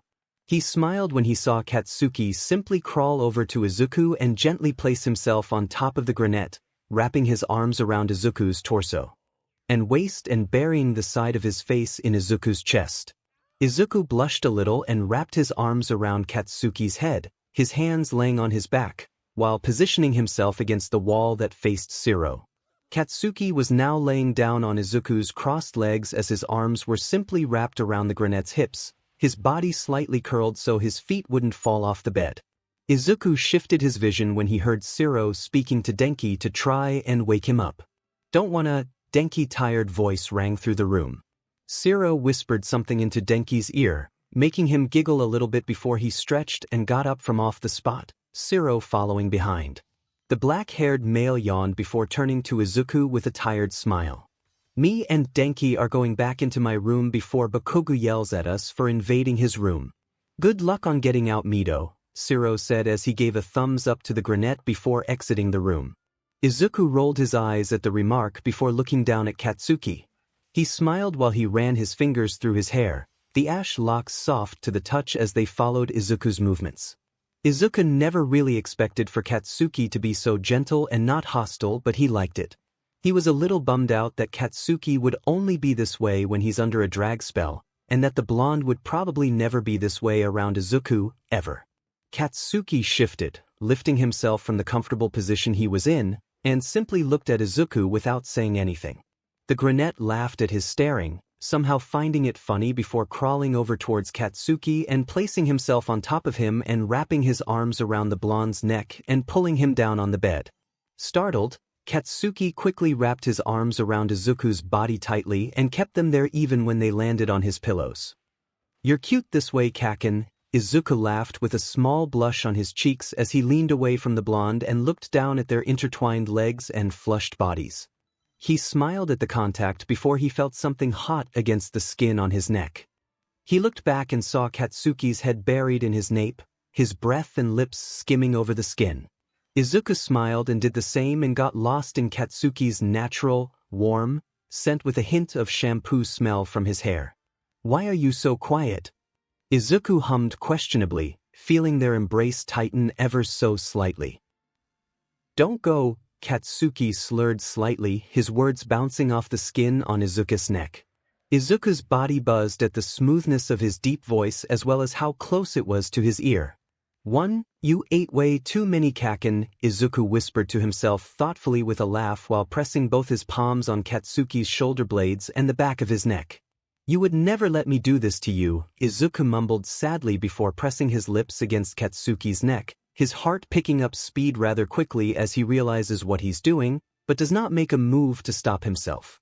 Although the statement was true, Katsuki couldn't help but simply stop his movements and actually think about it. His thoughts were a bit fuzzy, but he does remember all the times that he would shout at Izuku for being in the way, yell at him when he would mumble, or just plain out ignore him when he would try and have a conversation. He pressed himself further into Izuku, feeling Izuku's semi-wet lips that were kissing his neck, or so it felt, before peppering his own butterfly kisses onto Izuku's skin. "I'll try harder," Izuku furrowed his brows at the sentence. What did that mean? Did he mean it like he would try harder to push Izuku away? Or something else Izuku didn't really know? Tae's sentence was too vague. Nonetheless, he yawned and relaxed in the hold that he might never be in again, and fell asleep, his eyes finally thankful that the burn is no longer there. Katsuki felt even breaths and teeny-tiny snores coming from the other, making him pull his head away from Izuku's neck. He adjusted his vision and saw that Izuku was lying limp with eyes closed as he was simply holding their position in place. Katsuki smiled a little at the view before scooting down and pressing the side of his face onto Izuku's chest and simply staying there, being able to hear Izuku's heartbeat along with occasional stomach growls, before he also fell asleep. He wouldn't mind if he would find himself in this situation again. Not at all. 𝗂𝗵𝗵 was now sitting in his dorm room, studying for the upcoming test with textbooks and notebooks scattered on his desk along with some papers and pens. He scribbled down the last of his notes before smiling happily at his finished study guide notes before he reached over his pocket from a ding coming from his phone. "Oh, it's Mom," Izuku mumbled before unlocking his phone to reply. "Mama, please come this weekend to pick up your prescription." '3 "Okay, Mom." Izuku turned off his phone before getting up from his seat, feeling a little bad that his mother doesn't know about his extra dosage of anti-anxiety pills, but as long as his mother doesn't find out until he gets his own license for it, he's okay with keeping up with the lie. Sorta. He made his way towards the door and opened it to go get some food, but was startled when he saw Katsuki standing right in front of it with a lifted fist. Izuku gave a nervous smile to his friend and greeted him. "Oh, hi Kaken. What brings you here?" Izuku asked, yesterday's events coming back to his head. Katsuki dropped his hand before digging in his pocket and handing over a small plastic bag to Izuku. "You left these in my room when you left. Just wanted you to have them back before I mistake them as a snack again," Katsuki said calmly, placing the bag of gummies in Izuku's hand. The brunette laughed awkwardly as he placed them on the high shelf beside his door before turning back to Katsuki. Thanks, and sorry that you had to find out that way, about my anxiety and all. I also apologize for spewing out everything that I said about when I started and making it seem that it was your fault, which it is not. At all." Izuku said awkwardly, not exactly knowing how to put his words in a sentence. He was still a little confident with his words and actions, but only a little bit. He was sure that it was going to die down throughout the day, but he couldn't really help it. Katsuki gave a small smirk to Izuku before shrugging his shoulders. "I was a little surprised that a little nerd like you would sneak extra into the dorms. Aren't going to tell anyone, are you?" Izuku questioned hesitantly, making Katsuki give him a knowing look. "And giving me the glory for free? Nah, I prefer beating your butt and shove my victory in your face when I become number one," Katsuki answered pridefully, making Izuku let out a breath of air, laughing a little that Katsuki was back to normal, for the most of it. "Well, I'm going to go get some lunch, wanna come with?" Izuku asked with a smile while shutting his dorm door. Katsuki stepped back as Izuku came into the hallway until they stood face to face, a few feet apart from each other. "No, I was just dropping off your SHT. It's too loud down there anyway," Katsuki sighed before turning around and walking away with a wave. "Bye, nerd." Izuku smiled at the gesture and waved back. He dropped his hand when Katsuki had turned the corner before taking a step towards the elevator. "Shoot, I forgot Uraraka's notes from last class." Izuku panicked before going back into his room. He opened his door and went over to his desk and grabbing the pink notebook that belonged to his friend before turning back towards the door, only to see the bag of gummies on the floor. He looked at the shelf where he had placed them before looking back at the bag. He crouched down and grabbed the fallen baggie and walked over to his desk to go put it away in a decent place. However, before he could put it down, he noticed a folded piece of paper inside it. He furrowed his brows and placed the pink notebook on the bed before opening the Ziploc bag and grabbed the piece of paper. Once he opened it, he smiled slightly at the message inside. "Talk to me if you feel anxious. Can't afford a shitty rival if you can't do your job correctly. It's too late to pick a different one." 21 Izuku looked over the note, smiling to himself as his heart did a happy victory dance. 2. I look forward to it, Kaken. It was rough, but the Hero Corps students had finally graduated from UA High and they were going to go over to Momo's house to celebrate. It took some convincing, but after a while, the girl was too excited to care and invited Class B as well. So, with clapped hands and a happy smile on Mom's face and looked over at her preparations inside her home. 1. Does it look okay? Did I miss anything? Momo asked as she took a few steps back from the dining room, crossing her arms as she brought her fingers to her mouth and going over the checklist in her mind, not doing anything when she felt arms around her and a head on her shoulder. "It looks wonderful." And Momo nodded at the words, believing Todoroki more than her own opinion. 1. As Todoroki and Momo waited for everyone to arrive at the house, Ida was driving a few of the students, entering the residence with ease and taking all the right turns since he is fairly familiar with the rich people roads considering he has lived here. The other drivers didn't have as much luck, turning the opposite direction or finding themselves in a different district, but eventually, everyone made it to the 𝐒𝐬𝐫 mansion in time, all wearing casual clothes and the girls some cute dresses. It looked so nice, Mina said as soon as she entered the home, like she had always done when doing study sessions. Momo thanked her before letting the rest inside, laughing a little as Denki was scolded from Katsuki because he drove at the opposite side of town. I said I was sorry. The brighter blonde whined in defeat and Katsuki scoffed before nonchalantly giving the girl a thanks nod, and Momo gave him a welcoming smile before shutting the door and going over to the dining room where most people were. The whole salon was filled with chatter, laughter, and music, and she couldn't be happier, smiling wider when she noticed Todoroki speaking with Izuku with a laugh of his own. She was so glad that he was starting to show more emotion other than the same ones, even though she loved those two. I heard that you've started dating, Todoroki said after he had caught Izuku blushing down on his phone. Izuku snapped his head up at the mention of dating and hummed before the male's words processed in his brain, and he blushed further as he shut his phone off and put it in his pocket. It's true, though it's not much of a secret really. He's been really affectionate. I wouldn't exactly know how to describe it, Izuku said with a laugh before grabbing a cup and pouring some water in it to quench his thirst. I guess that's true, but I get what you mean. He's more open about his relationship with you than he was before, Todoroki finished, and Izuku nodded in approval before looking over towards Kaminari, who was holding 2 glass bottles. Well, that's not a good sight to see, Izuku said with a sigh, noticing that those 2 bottles were of alcohol, though he's not sure what kind. Todoroki glanced back and added a comment of his own when he saw the bright blonde talking to Mineta and Mina while walking towards the gaming room. Doesn't mean I don't want to see what's gonna happen, Izuku added before making his way towards the living room as well, Todoroki eventually following and squeezing through the large crowd of people before he entered the illuminated room with disco lights, music seemingly louder in here as well as darker. Come on Ida. Please. Mina whined loudly from across the room where there was a tennis table full of cups and the 2 glass bottles, one of them half empty. Izuku sat down on the large couch as he waited for his blue-haired friend to answer whatever their plea was, relaxing into the comfortable seat. I already said no. I'm driving and I'm not putting alcohol into my system, Ida answered, Izuku quirking at the statement he made, speaking louder so his friend could hear him. So you're okay with us drinking, class rep? Izuku teased a little, Ida closing his eyes with a sigh before turning towards the green-haired male. No, but if Yaoyorozu had put them on the table then I trust her, Ida said before Mina let out a gasp and pointed at Izuku, who was now starting to panic from her mischievous grin. You said us, so you're going to play too?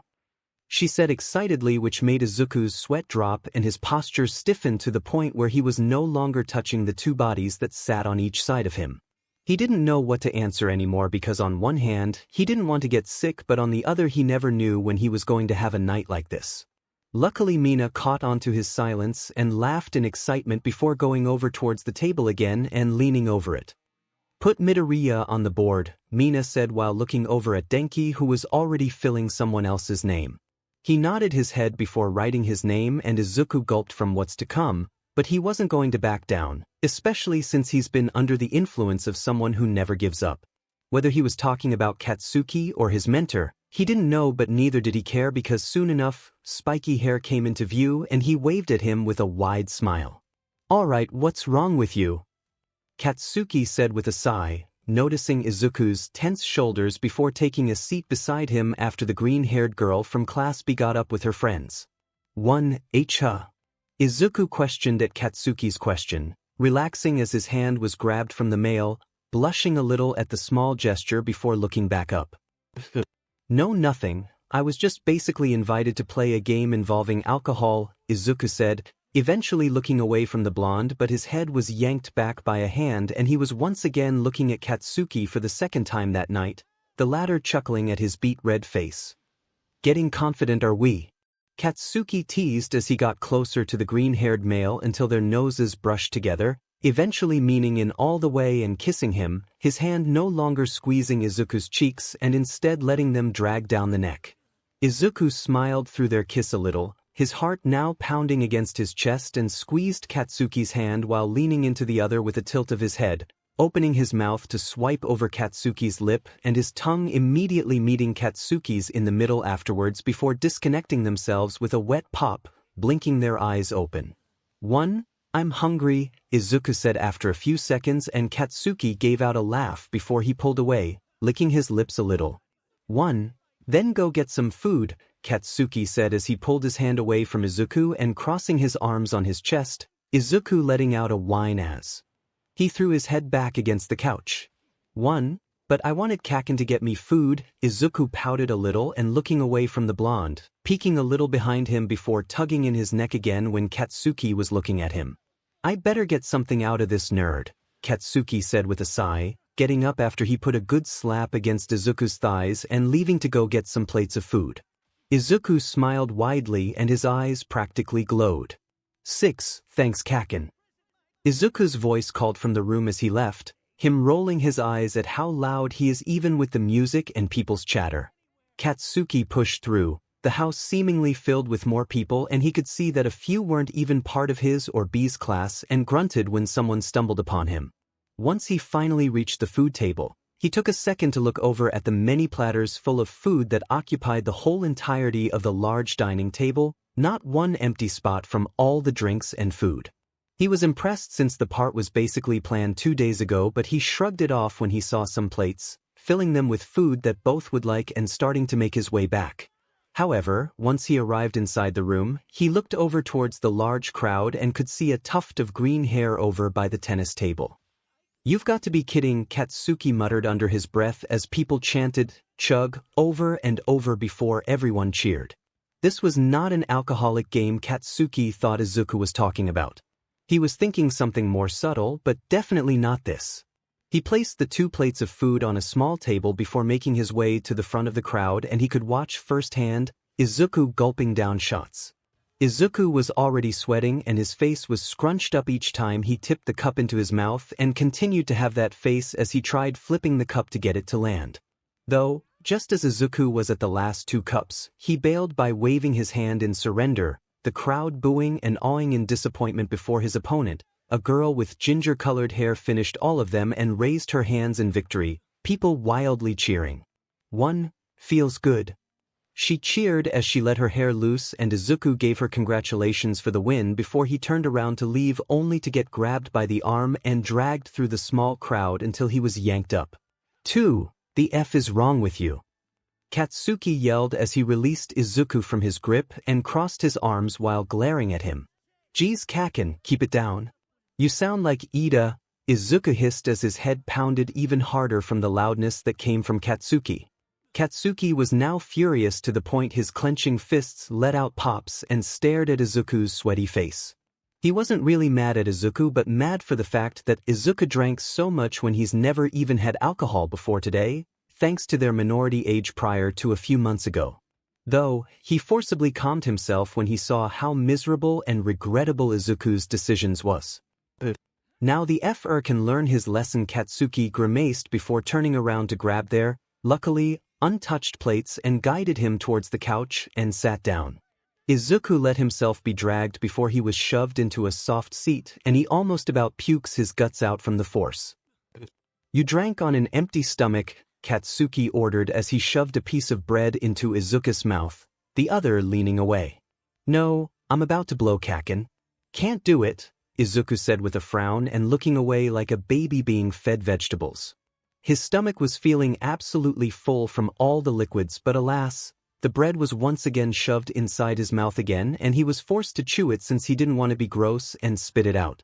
Katsuki kept feeding Izuku till he looked full enough and turned around and started eating himself, feeling a head drop onto his shoulders a little while later. He swallowed his last bit of food before setting his paper plate on the coffee table full of other plates, cups, and wrappers of all kinds. "Hey man," Kirishima's voice called as he went over towards the semi-empty couch and took a seat. What?" Katsuki asked, leaning back and shoving Izuku a little so he could lie down on the other side and not on top of him. "What agency are you planning on going to? Did you sign up for any?" Kirishima questioned after a little while of waiting for Katsuki to get settled, scooting closer since the room seemed to fill with people. I'm planning on staying with the Endeavor Agency. I don't have time to look for a different one, and the old man is good at teaching or whatever. Doesn't let his sidekicks do all his dirty work, Katsuki grunted, grateful that Endeavor finishes his own missions and fills out his own paperwork instead of letting the sidekick or assistants do them for him. He knew that was something a lot of different agencies do. 𝗵𝗲 being an example from the amount of times myheroacademia had come back complaining about doing all the work and about a year later leaving for someone else. Obviously ending up in the agency of a woman, but at least the results were different. That's cool, man. Are Midoriya and Todoroki staying as well? Kirishima asked once again with a smile on his face, his eyes flickering over to the sleeping Greenette, and wondered what happened to him since he was out in the backyard making a call. Katsuki looked over and placed a hand on Izuku's legs. They better, Katsuki said, and Kirishima smiled as he looked at Katsuki. He was glad that he and Izuku had resolved their many problems. He didn't know if getting into a relationship was a solution, but as long as it helped both of them, he was fine with it. Soon, many of Class A had taken a seat on the couch or on someone's lap, others sitting down on the floor as they chatted away, revising memories and whatnot. Izuku eventually stirred from his sleep, and he lifted his head while scrunching his eyebrows in trying to open his eyes. He eventually rubbed them open and looked around himself and saw many recognizable faces until he looked ahead of him, his eyes blown wide when he saw a male with spiky, ashy blonde hair standing near the corner of the room with a phone in his ear and his mouth moving. He's so hot. 7 Katsuki eventually ended the call with his mother after saying goodbye and promising to call her another time, and shut his phone off before making his way back to the couch. He looked up when he could feel a pair of eyes staring at him and was surprised to see Izuku be the one in doing so. With wide eyes, a flushed face, and a nervous expression. Katsuki sent him a small smirk before going over and sitting down next to him before he heard a sniffle come from beside him, and once he turned around, Izuku was in tears. Ugly ones too.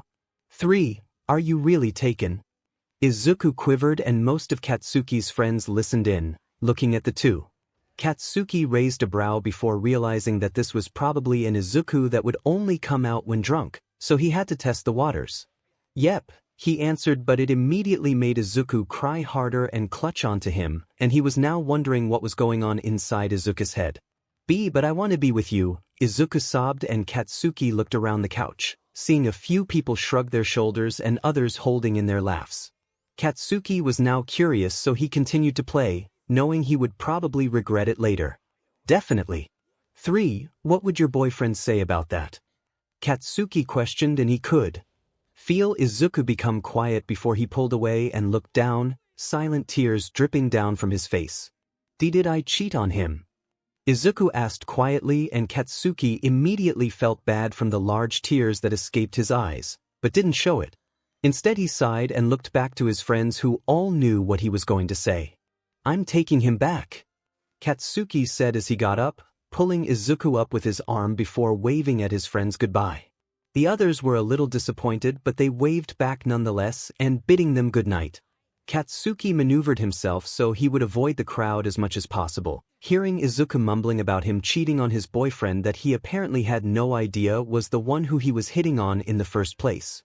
Katsuki relieved a breath once they were outside, pulling out his phone and calling a cab. Are you taking me to my boyfriend? Izuku slurred a little, his face now simply wet before he gave a little hiccup. Katsuki rolled his eyes at the change of mood but decided to answer anyway. Yes, Katsuki answered and looked back at Izuku with an "Are you serious?" look, but of course Izuku didn't catch it and squinted his eyes at him before looking down at their intertwined fingers and gasping. No, you aren't. You're going to take me dash. Izuku's yelling was interrupted by Katsuki putting a hand over his mouth and shushing him since people were most likely sleeping at this hour. Izuku furrowed his brows and opened his mouth and licked the salty hand. What the hell?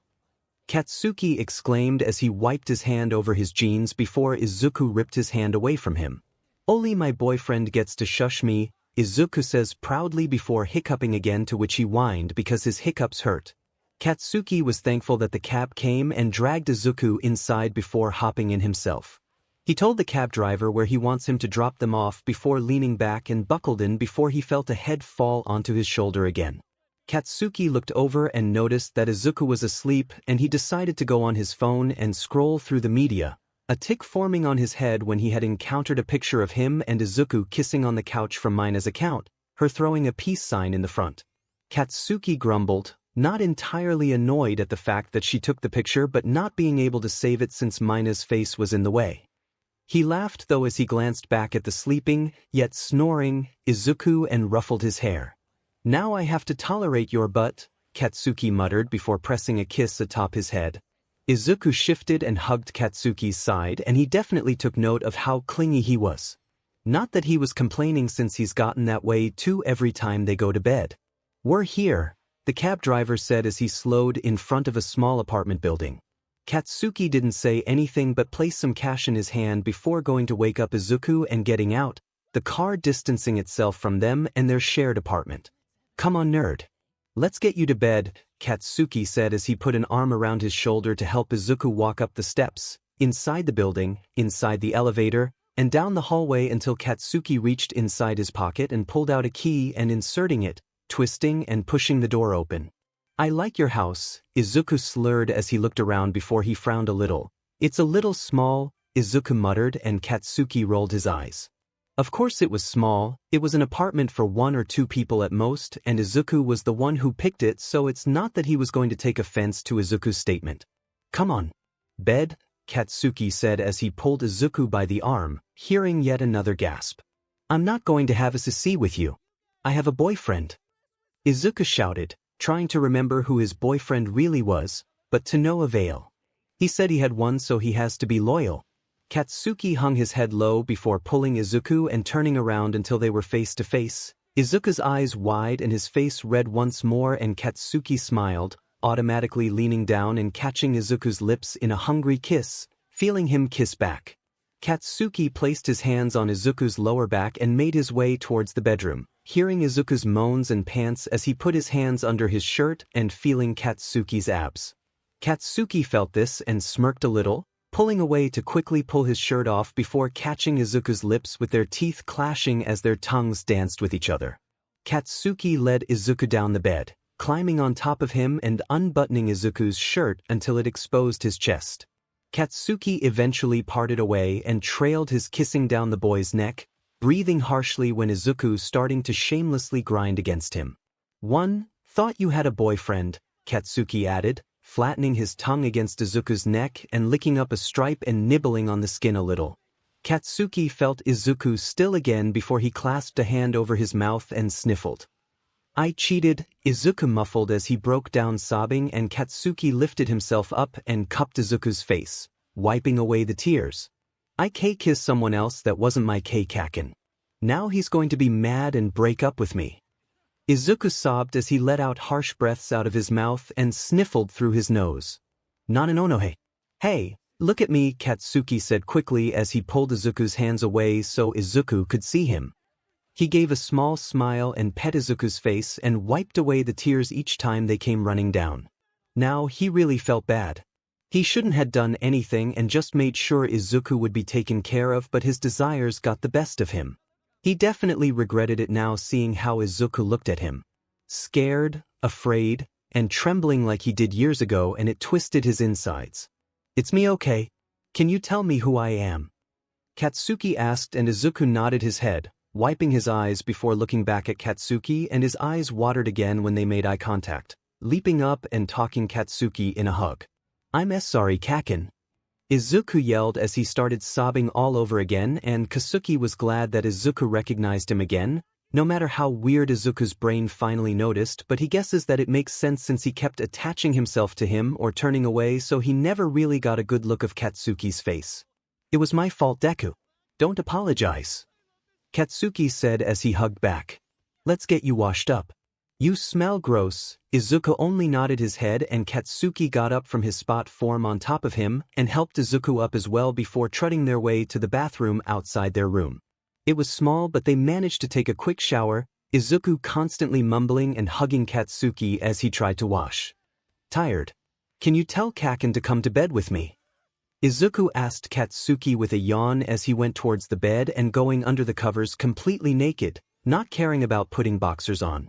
Katsuki sighed as he looked at his boyfriend in the bed, conflicted as to who Izuku thinks he is, but he's drunk. You are definitely not drinking ever again, Katsuki mumbled as he went over to get some boxers before crawling in behind Izuku and turning off the lamp before scooting lower and draping an arm around Izuku's waist. He felt Izuku turn around and blink up at him tiredly and putting his own arm around him and nuzzling his nose between his pecs and humming. Plus, I love you Kaken, Katsuki laughed at his slurs, soon followed by soft snores, and he leaned down to kiss his forehead again before relaxing. Love you too, stupid nerd. He was definitely going to get it tomorrow when Izuku woke up. Katsuki's life had been going pretty well, according to him. He was a 25-year-old man with a healthy body, inside and out, and was working the dream job. A hero. He was a number 1, but he was still on the top 10 Billboard, and it took lots of hard work just to reach that point. He loved his life. He got to beat people who dared break the law and got paid for it. Of course, if he caused damage, that was a whole chunk of money off his paycheck, but he has gotten better at controlling himself. He lived in a decent-sized home, enough room for a Christmas party and a sleepover, but he lived alone. Not that he minded, but it did get pretty lonely with all his friends showing off their partners, but he wasn't interested. His friends still contacted each other on occasions, and Katsuki made some friends that were mostly other heroes and a few civilians here and there, and he had fun with them. However, his life went downhill after his girlfriend left. They had dated for almost 5 years before she left Katsuki. She didn't give him any reason, didn't take anything, not his money or his things. One day, when Katsuki came back late at night, he opened his front door and was very quiet when he moved around the house, but he noticed a few things missing in the bathroom when he took a shower, and when he saw that the bed was empty, he knew something was wrong. There weren't any trips or special meetings she had, and when he checked the closet, all of her clothes were gone, and Katsuki tried calling her, messaging her, going to her social media, but he was left unanswered and her socials were deleted and no longer existent. Days later, the news casted about a young woman found dead inside a hotel room. It wasn't suicide nor murder, but whatever it was, made Katsuki break. He had basically resigned himself from his hero job by no longer going to the agency and just sat on his bed for a whole day, not eating or exercising, and only got up to use the bathroom. Before he ended up destroying the house the night of. Everything was broken, lamps, lights, the couches were torn and thrown, the kitchen was trashed, the bathroom was leaking from the running sink, the walls were destroyed and ripped from using his quirk on them, and before he could get to his bedroom, heroes came to the rescue and stopped him. It's been a whole year after that, but he found out that he needed therapy after his thoughts of her death went deeper than they should have gone. His friends were the ones that suggested it after he talked about it, and he agreed as soon as it was mentioned. It wasn't something argumentable, and he just wanted his life to go back to normal. This all leads to now, Katsuki walking right into the building and sitting down at the nearest chair to wait. He was early by a few minutes, but he could wait. He took this time to breathe as his leg bounced in anticipation. Shortly after, a door opened and a young man came out of the room that looked to be a high schooler. "Ah, Katsuki. Come right in," a man called from the door. Katsuki nodded his head with his lips sealed and pressed together as he got up from his chair and entered the room. "How have you been doing lately?" he asked as the man gestured for Katsuki to sit on the chair in front of the desk. Katsuki complied, without questioning him as to why not sitting on the comfortable couch. "Better. Kirishima said he's getting married in a few months, so that's good," Katsuki said with a small smile on his face, the other copying his gesture as he brought in another chair and set it beside himself before sitting. "That's wonderful. I assume you were invited." The man spoke as he caught onto the empty chair that was in front of him before those eyes looked at him. "Of course I was invited. I'm his best man," Katsuki said with a proud snicker. As he leaned back against the chair, the therapist complimented him before he adjusted the chair next to him a little before looking at Katsuki. "Now, today we will be doing something different," he started as he clapped his hands together and rubbed them. "Well, that is if I have your permission, because I would like to use my quirk on you. All for the purposes of learning about yourself, not for self-benefit. the man reassured, and Katsuki shifted as he placed an elbow on the arm rest and held his chin in interest. This was definitely different. How does it work? Katsuki asked, and the male nodded his head. It's focused on your brain, more specifically on memory and feelings. I ask you something like what makes you irritated and you tell me what or who you see on this chair. Different emotions can trigger memory, and that is what we will be doing today. He explained, and Katsuki nodded his head with furrowed brows. Will it F up my brain or something? If so, I have to work early tomorrow, Katsuki asked, and the male laughed a little. No, it will not damage your brain. It simply turns your memory into a real image. You won't be able to touch the memory provided, but you can only see it. I, however, cannot, so I trust you to tell me what you see. Is that okay with you? He asked, and Katsuki thought about it before he agreed. He was then said to sign some papers to avoid any sewing before they had started. I need you to close your eyes and simply imagine your body and aura. Only yourself and nothing but yourself, the male instructed, and Katsuki huffed before he blinked, his eyes closed, adjusting his posture so he was sitting upright. After a few seconds, the therapist spoke. Now tell me who or what you see when I tell you to go to your happy place. Katsuki opened his eyes, and right in front of him, sitting on that chair, was spending the holidays with family. He could see his mother there, opening her present. Then he saw himself cooking while jamming to some music, and then when those visions faded, she appeared. She was laughing while looking at what he assumed to be Katsuki, but it was only her. Her silken hair and large brown eyes, her teeth showing that they were crooked, but he loved that about her. The illusion even had a glow, and it brightened every time he could hear her laugh. My family, Katsuki answered as he continued to look at the image of his girlfriend before his attention focused back onto the male. But I can hear her too, Katsuki added, and the other could tell whom he was talking about based on the expression of longing. That is still the memory. One does not simply forget one's voice. Now tell me something that makes you think of triumph, the therapist asked, and Katsuki's mind immediately switched memory. He turned his head back around and he could see himself in his hero costume, but he wasn't sitting but rather standing and looming over the chair like someone was sitting on it. Filthy, some thought that could run away. Think again. Katsuki's voice was gruff as well as distant, like a singular echo. He leaned back as he looked back at the therapist, as many other visions of him in his costume with a wide grin on his face. Obviously, when those bastards still call themselves villains when they can't even with a dumb fight. But the real victory is when they actually put up a good fight. Katsuki answered proudly, and the others nodded their heads before asking the next question. Great. Now how about something that makes you anxious? Remember, you can always decide not to answer, but I'm asking these for a reason. Katsuki had to close his eyes on this one as he thought about anxiety. What makes him anxious? Before he looked up, and he saw himself again. This time he was strapped to a chair, with his arms encased in metal, his mouth muzzled like a dog, and a belt secured around his body and making him immobile. Katsuki stared as he saw that this was his high school self when the LOV had captured him, but it looked different. He had blood dripping down his head, his clothes were ripped and torn, and part of his skin was broken like Shigaraki had touched him. Katsuki was about to open his mouth before the image changed. It swirled and watched himself thrashing around, but this time he was wearing something white, the long sleeves tied, and his body once again strapped in a chair. His hair was longer and he had eye bags under his eyes, but they held pure rage. Katsuki was in a mental institute. But he's never been in one. I don't dash. Katsuki tried to speak as he watched himself continue to struggle and thrash around, and it was as clear as day, and it scared him as to how real it looked. It was like someone was actually sitting there, but there was no noise and the chair wasn't moving. Take your time. Sometimes it can be too much, the therapist spoke as he raised his hand before placing it back on top of the other. It's not, that never happened. Katsuki struggled with his words, and the others understood immediately. It's a false memory, he spoke, and Katsuki forced his gaze on him with a questioning look, glancing at the chair and swallowing when it disappeared. That doesn't make any sense, Katsuki said as he looked back at the male. A false memory is when your brain creates a certain situation and makes it seem that it had happened, and over time, the brain forgets that it was not real but perceives it as so.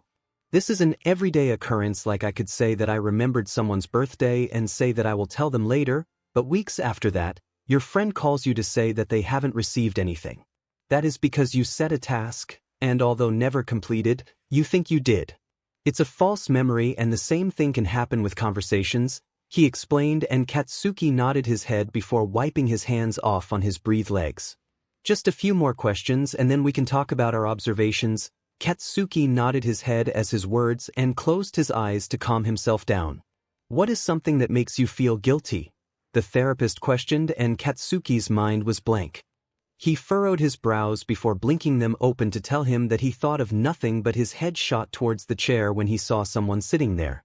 Izuku. Katsuki immediately stood up from his chair, letting it fall to the floor from the force as he stared directly at Izuku's small figure on the chair, meeting eye to eye. He had one hand in front of him while his fingers stiffened beside him. Why the F is here? Katsuki shouted as he continued to stare at Izuku, watching those eyes blink at him. He was panting hard and his throat burned. He tried thinking of anything else, but Izuku was now invading his mind. Katsuki, if you get your emotions out of control why the F is Deku here? Katsuki shouted again as his eyes couldn't get off of the boy. I will answer you if you would sit down, the therapist said as he raised from his seat. Katsuki shook his head as he glared at him. Turn your F quirk off. I can't, I don't you. Katsuki struggled as he looked between the therapist and Izuku, who was still sitting down, but his head slowly turned between the therapist and him. I cannot do that. It has a time limit as to how long it plays, which is why it is dangerous if you go outside. He spoke, but Katsuki laughed coldly as he glared at him. Oh, I'm leaving. I'm leaving whatever the F this is, and I'm not coming back to this shithole. Katsuki yelled as he made quick movements towards the door, ignoring the therapist's yells to stay inside. He walked out of the building and towards the outside before walking to his car, slamming the door open and closing it behind him, and rested his head on the wheel. His breaths harsh and his eyes were wide as he stared at his lap. Are you okay, Kaken?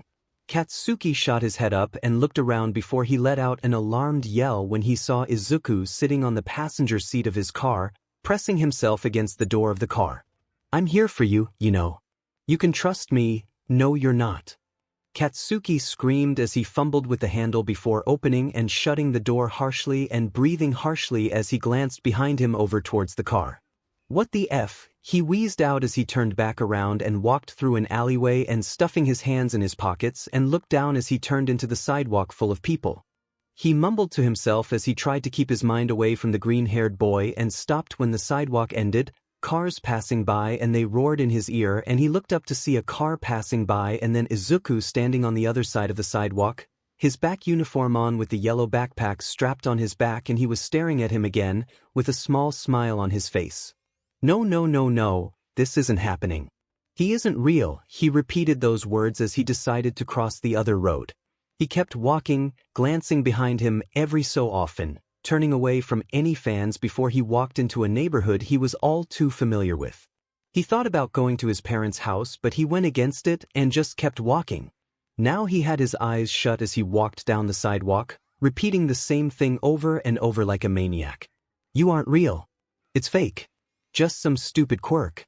He's not actually here, over and over and over again. But he stopped at a certain point and his ears caught onto the creaking of swings, and he looked over automatically, and Izuku was there again, swinging his feet, but the swing only swayed slightly from the wind.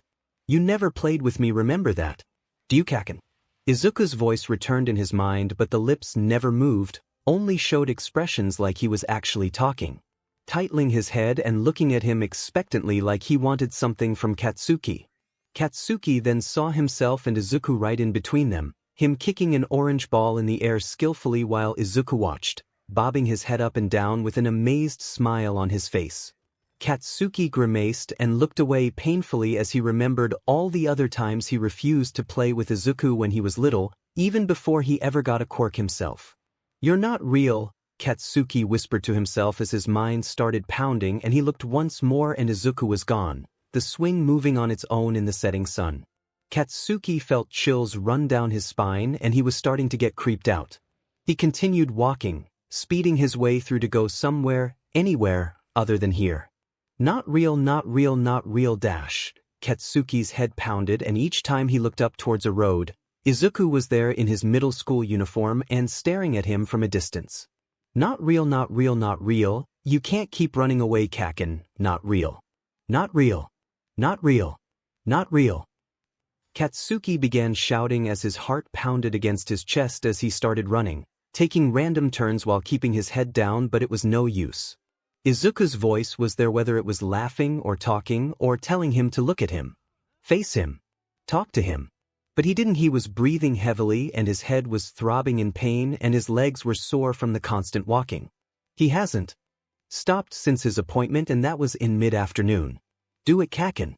I'm right here and it'll all be over if you just shut up. You aren't here. This is all in my stupid head. Just leave me be.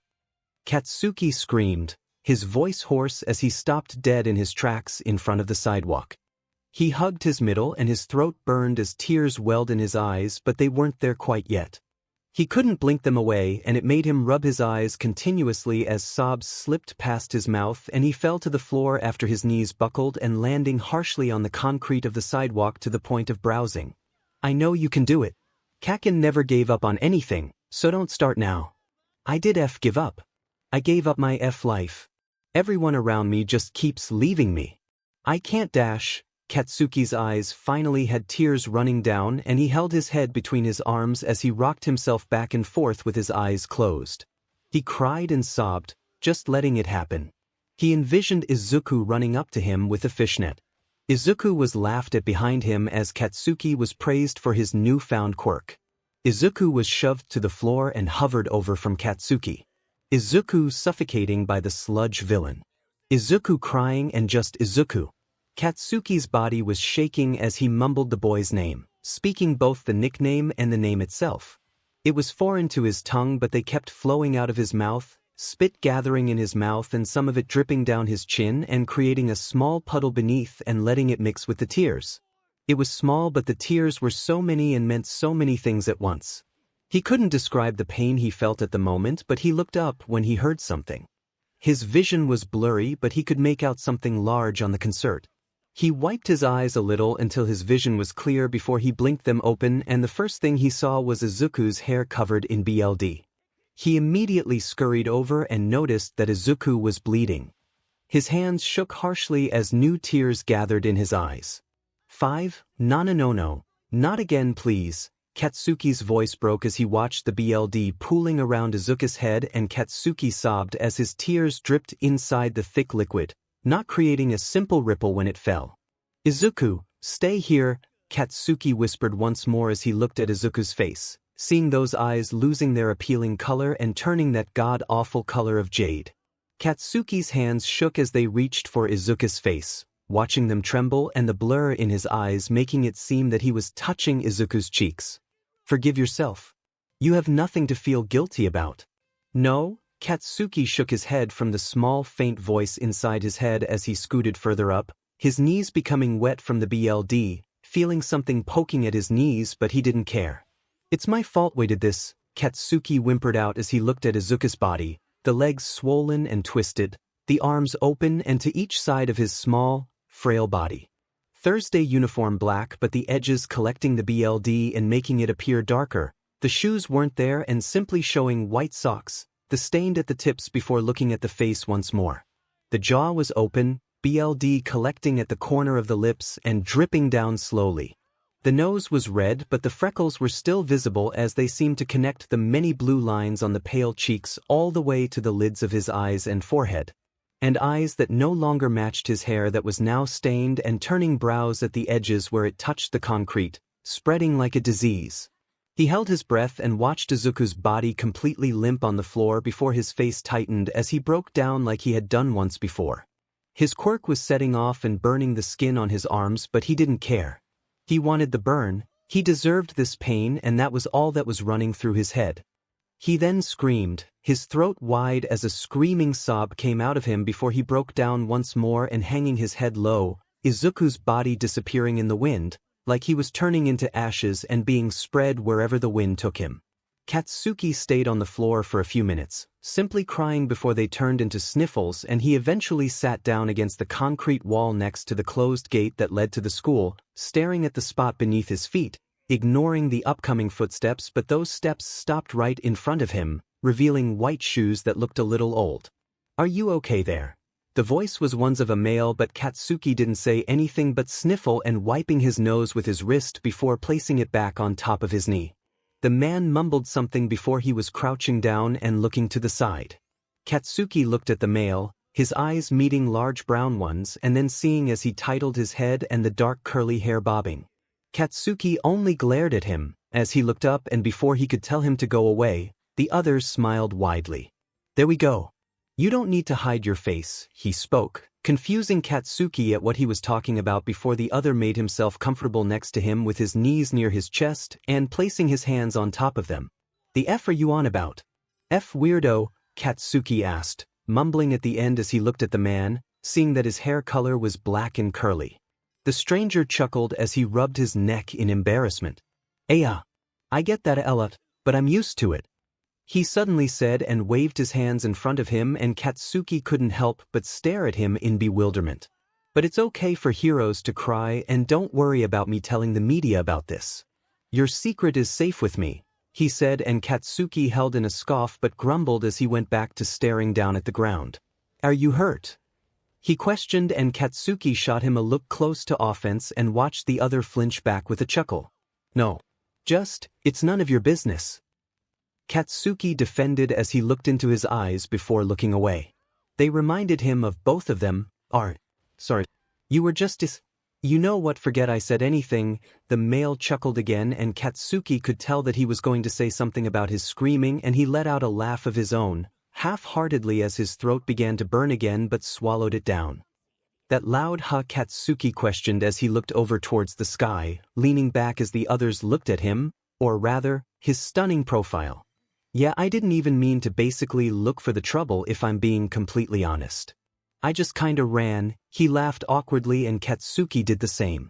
"That's what Izuku would have done." "Well, the male started as he got up from his spot before standing in front of Katsuki and placing his hands in his pockets after fixing his unruly hair.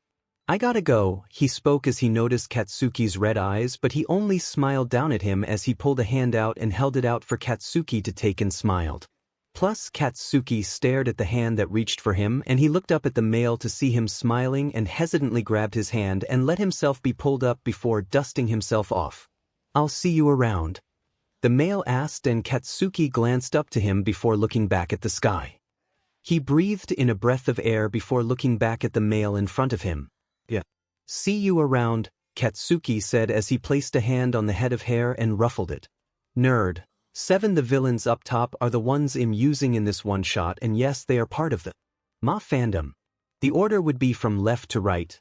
Dusty ash like dust quirk that emits from her body, and her drawback is that her skin gradually turns crusty. Volcano, he's the leader and has a lava quirk, and Gust Boy, he can spin his wrists in quick circular motions and can create tornadoes. Let's read. 8. Don't walk in front of me, you stupid nerd." Katsuki watched Izuku jump from the yell, the hood of his hero costume bouncing before it flowed to the side when the grenade had turned around, one hand raised at his neck as the other hovered in front of him like a puppy having a limp paw. Sorry Kaken dash. It Lord Explosion Murderer God Dynamite for you." Katsuki interrupted as he had passed Izuku with his arms swinging from side to side because of his large gauntlets. "Alright. Sorry." Izuku suppressed the urge to giggle and settled with a nervous smile before catching up to the blonde and walking beside him with a little pep in his step, though Katsuki's gauntlets kept bumping into his hips. Couldn't they have made them smaller? Izuku mumbled to himself, and Katsuki looked to the side with a semi-offended expression on his face. It's part of the 𝗵𝗃 Katsuki insulted Izuku as he looked down and towards Katsuki with another awkward smile. "You could really cut on the cursing," Izuku said slowly as he looked at the blonde hero beside him. Katsuki raised an eyebrow at him, telling him as to why he was saying such a thing considering he has always cursed.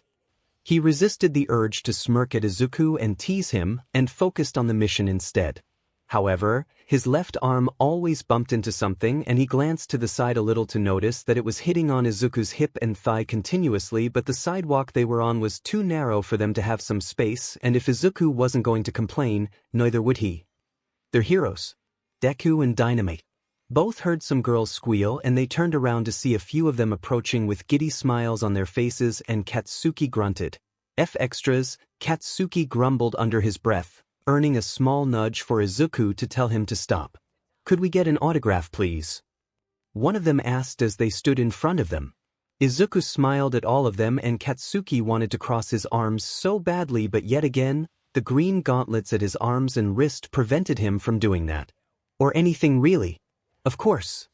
Izuku smiled brightly as he grabbed hold of the small notebook that was handed to him from the girl in front, as Katsuki was also being questioned and such.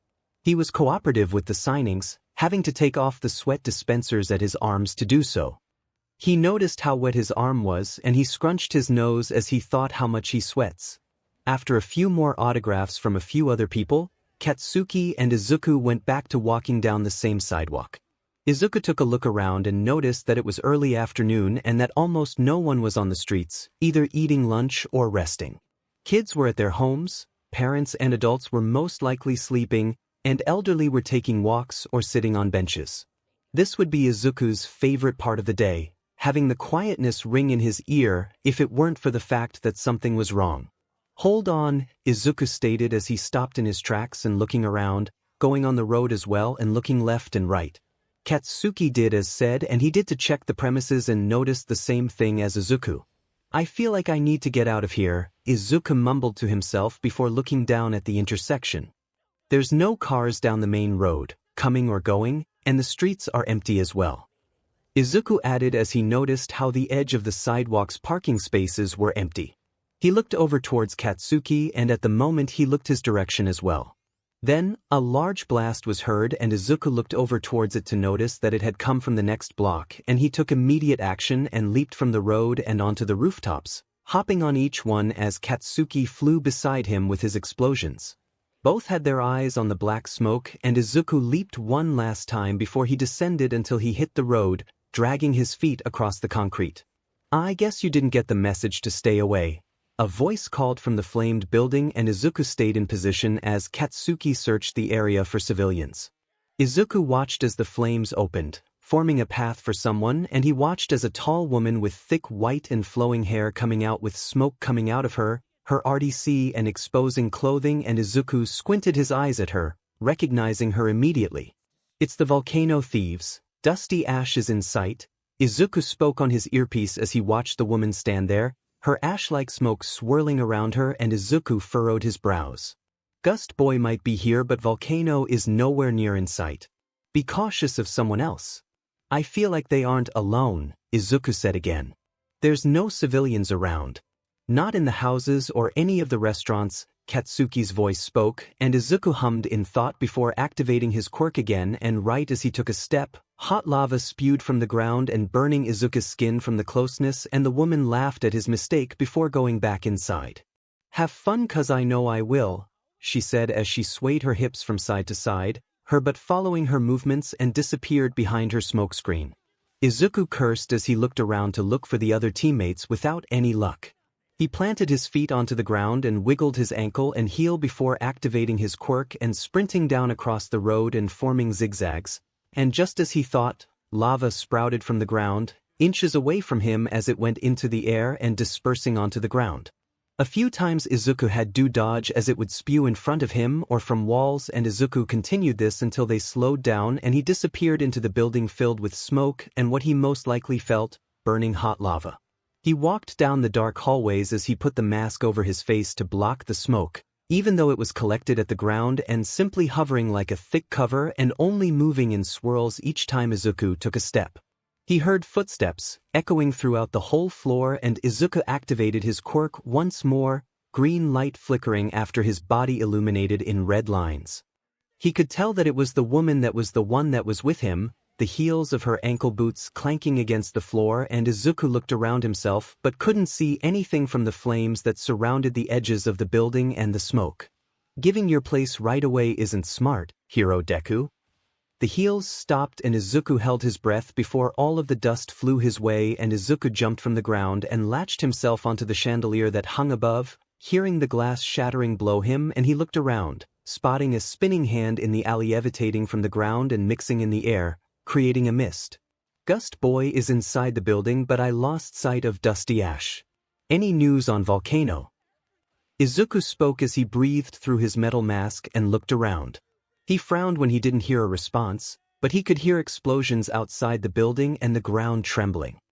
He stayed still as he looked around, and he heard bubbles and sizzling before something bright and red leaked right in front of him, and once he looked up, the chandelier gave out as lava seeped through the ceiling and fell with him, the chandelier the only thing in between. 𝐒𝐿𝐴 did quick work turning back around, and in the last second, he pushed himself off the chandelier with little success and tumbled across the flooring, seething in pain as he hit his spine. That hurt more than it should have, 𝐒𝐿𝐴 mumbled as he clenched sure teeth as he got up from off the floor. He looked around to try and spot anyone, but he heard laughing above him, and once he looked up he noticed the woman standing over it and putting both her hands in the hole with a snicker, the fire subsiding into small flames from the ash. 𝐒𝐿𝐴 watched as the room filled with smoke and the ground trembled, making him stumble from the vibrations, rocks and debris falling from the ceiling, and his adrenaline rushed as the room got foggier and foggier, his mask no longer filtering the air as Hutch and 𝐒𝐴 coughed as he heaved for breath and looking around for the smallest amount of light. The ceiling. He looked up and on instinct he jumped with his quirk from the illuminated ceiling. However, that wasn't the light he wished for, it was the moles of lava, few landing on his skin, but he didn't notice, not yet. He grunted in frustration before he spread his legs and placed his feet onto each side of the opening covered in hardening lava and leaping off, coughing as he landed. "Are you sure there aren't any sea civilians?" 𝐒𝐿𝐴 coughed as he tried speaking into the earpiece, but silence followed. He knew Katsuki was okay considering he could hear his explosions outside and screaming. He could easily get out of here with a punch, but the building was in the brink of collapse already, and if he were to smash it with his fist and civilians were inside, they would surely die. 𝐒𝐿𝐴's vision started to become blurry and the fog made it seem worse, and his head spun as his lungs burned from the smoke. He looked around the room, noticing that he was currently in a simple office building. He walked over towards the exit, but it was blocked off by chunks of the walls and cemented together by molten lava, slowly hardening and turning black. "This shouldn't hurt anyone," 𝐒𝐿𝐴 rasped as he activated his quirk and clenching his fist. He turned around in place and lifted his fist before taking off, hopping on top of the circular counter and pushing off towards one of the walls. He yelled as he retracted his hand and threw it in the air, punching the wall with force, and was then blinded by light from the outside as he flew out of the building. 𝐒𝐿𝐴 had his feet in front of him, but his legs gave out as soon as they touched the ground and he rolled onto the floor and his body stopped as he slammed against the neighboring structure, his breath being taken out from him. 𝐒𝐿𝐴 heaved large breaths of air, his canal being blocked each time he breathed in, and he could feel his lungs tightening from lack of air. 𝐒𝐿𝐴 then suddenly felt himself being lifted, one huge blow being delivered at his back, and 𝐒𝐿𝐴 coughed before his lungs filled with precious air, him breathing it like it was a life source, but before he could say or do anything else, he was thrown into the air, and 𝐒𝐿𝐴 was quick enough to use his quirk and drag his feet against the floor, his heels stopping at the curb of the sidewalk. In front of him stood Gust Boy, his face elongated and his fingers discolored and long. He had a grin in his features as he had a stare down with 𝐒𝐴, the granette doing so as well, but with a heavy breath. "Get over here, you ugly duckling."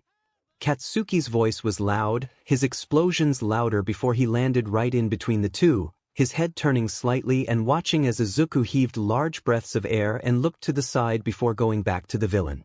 If 𝐒𝐴 wasn't stopping anything, then he was fine. Gust Boy smirked at Katsuki's distraction and had already made his hands start spinning to gain stamina and strength, and once Katsuki had made eye contact, he raised both his wrists as they spun rapidly, the air around them all starting to rotate, dust, debris, trash and other things starting to fly as well, and they enclosed the villain. A tornado slowly formed and the two heroes were being pushed back from the wind, and Katsuki ended up stopping at the curb beside 𝐒𝐴 with his body leaning forward and against the strong winds. Both were too weak, Izuku having his lungs filled with the smoke and his eyes unfocused while Katsuki's hands and shoulders cramped and twitched each time he would fire his quirk at a certain amount. "Watch out!" Izuku screamed with all of his power and activated his quirk and jumped, shoving Katsuki out of the way right before lava bursted from the ground, hitting Izuku right on his side and making him scream in agony. Izuku's body rolled from the lava spew before it dropped onto the ground, with another yell coming from him from the pain. "Deku!" Katsuki got up from his positioning on the ground and allowed the wind to blow him against the building and bumped his way over towards the granite that sat against the brick building.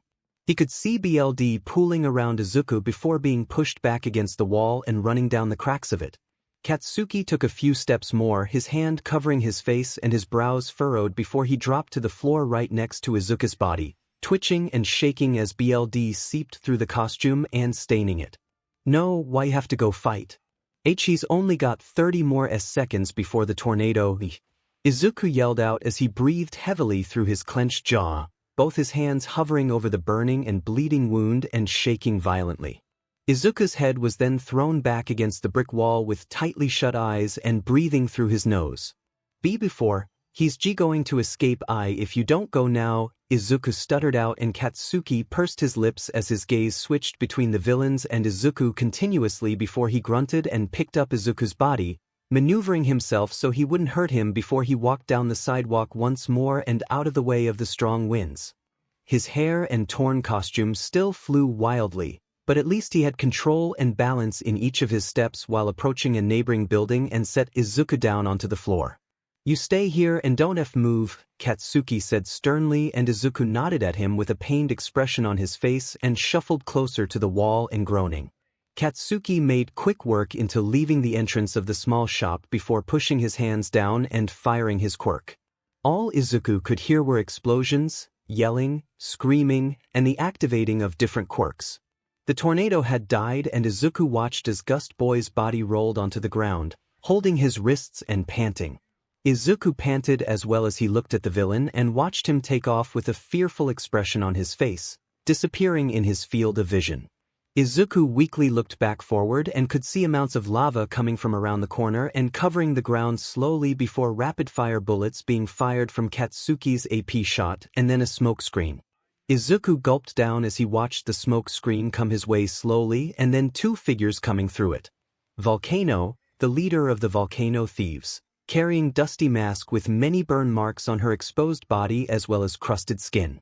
The leader glanced behind him before saying something to the girl, and her nodding before she was lifted and carried, more smoke ashes coming out of her body and escaping Katsuki's wrath successfully. Izuku waited and waited before he started to get worried and struggled to get up.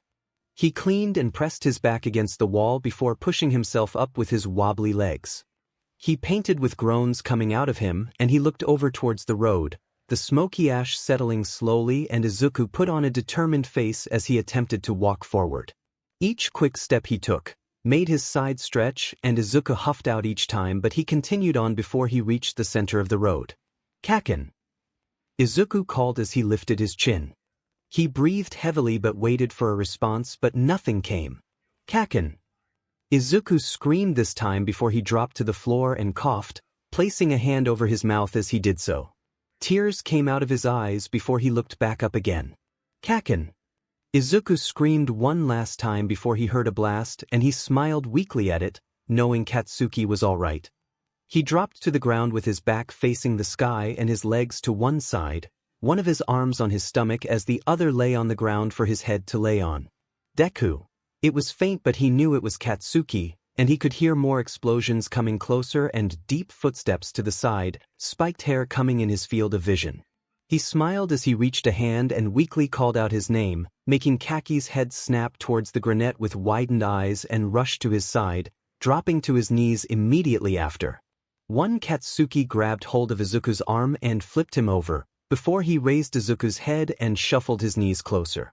He looked down towards Izuku's wound and pursed his lips and went to go pick him up, but Izuku stopped him with a firm hand on his own. "Don't. Just stay here," Izuku weakly spoke before intertwining their fingers, and Katsuki looked at their clasped hands, seeing as Izuku's hands were covered in red, smearing in on his own, but he didn't let go. He adjusted himself a little as one hand held Izuku's head on his lap to hold him steady, the rest of his body lying limp with the occasional twitch or curl. Izuku smiled as he looked up at Katsuki as he was checking him over, and he opened his mouth to say something, but BLD spurted out from his mouth, catching Katsuki's attention right away. Katsuki cursed, his voice scratchy as it burned even more than before, keeping it tight. He pulled on Izuku's hand and lifted him in the slightest, their faces closer. "'Tis okay, Keiken," Izuku rasped out, his teeth stained red, face full of dirt and scratches with the exception of the streaks of tears that wiped it clean. Izuku held onto Katsuki's hand tighter as he watched Katsuki's eyes starting to water. "How could a blow like that render you weak?" Katsuki shouted at Izuku's face, the brunette never flinching, and simply smiled before letting out a pained laugh, resisting a wince from the burn on his side. "I'm sorry, Kaken. I'll do better next time." Izuku spoke and released Katsuki's hand to slowly bring it to Katsuki's face, the latter leaning into it as his hand held Izuku's in place on his cheek. Izuku gave a weak cough, holding it in for most of it before widening his eyes abruptly and sitting up and starting to cough vigorously as he spat out the BLD onto the concrete flooring. Katsuki immediately went to pat his back before snickering. "Jesus, Deku. Get a hold of yourself," Katsuki commented, and Izuku shot him a glare as he spit out the last bit of BLD before they heard a faint sigh. "Cut." Izuku whined as he spit the last bit of BLD off the floor and looked to the side where the director stood along with a few of the camera crew. 13, you've choked at least 3 times, Midoriya. We could have just let it be, but not this one. Are you alright?"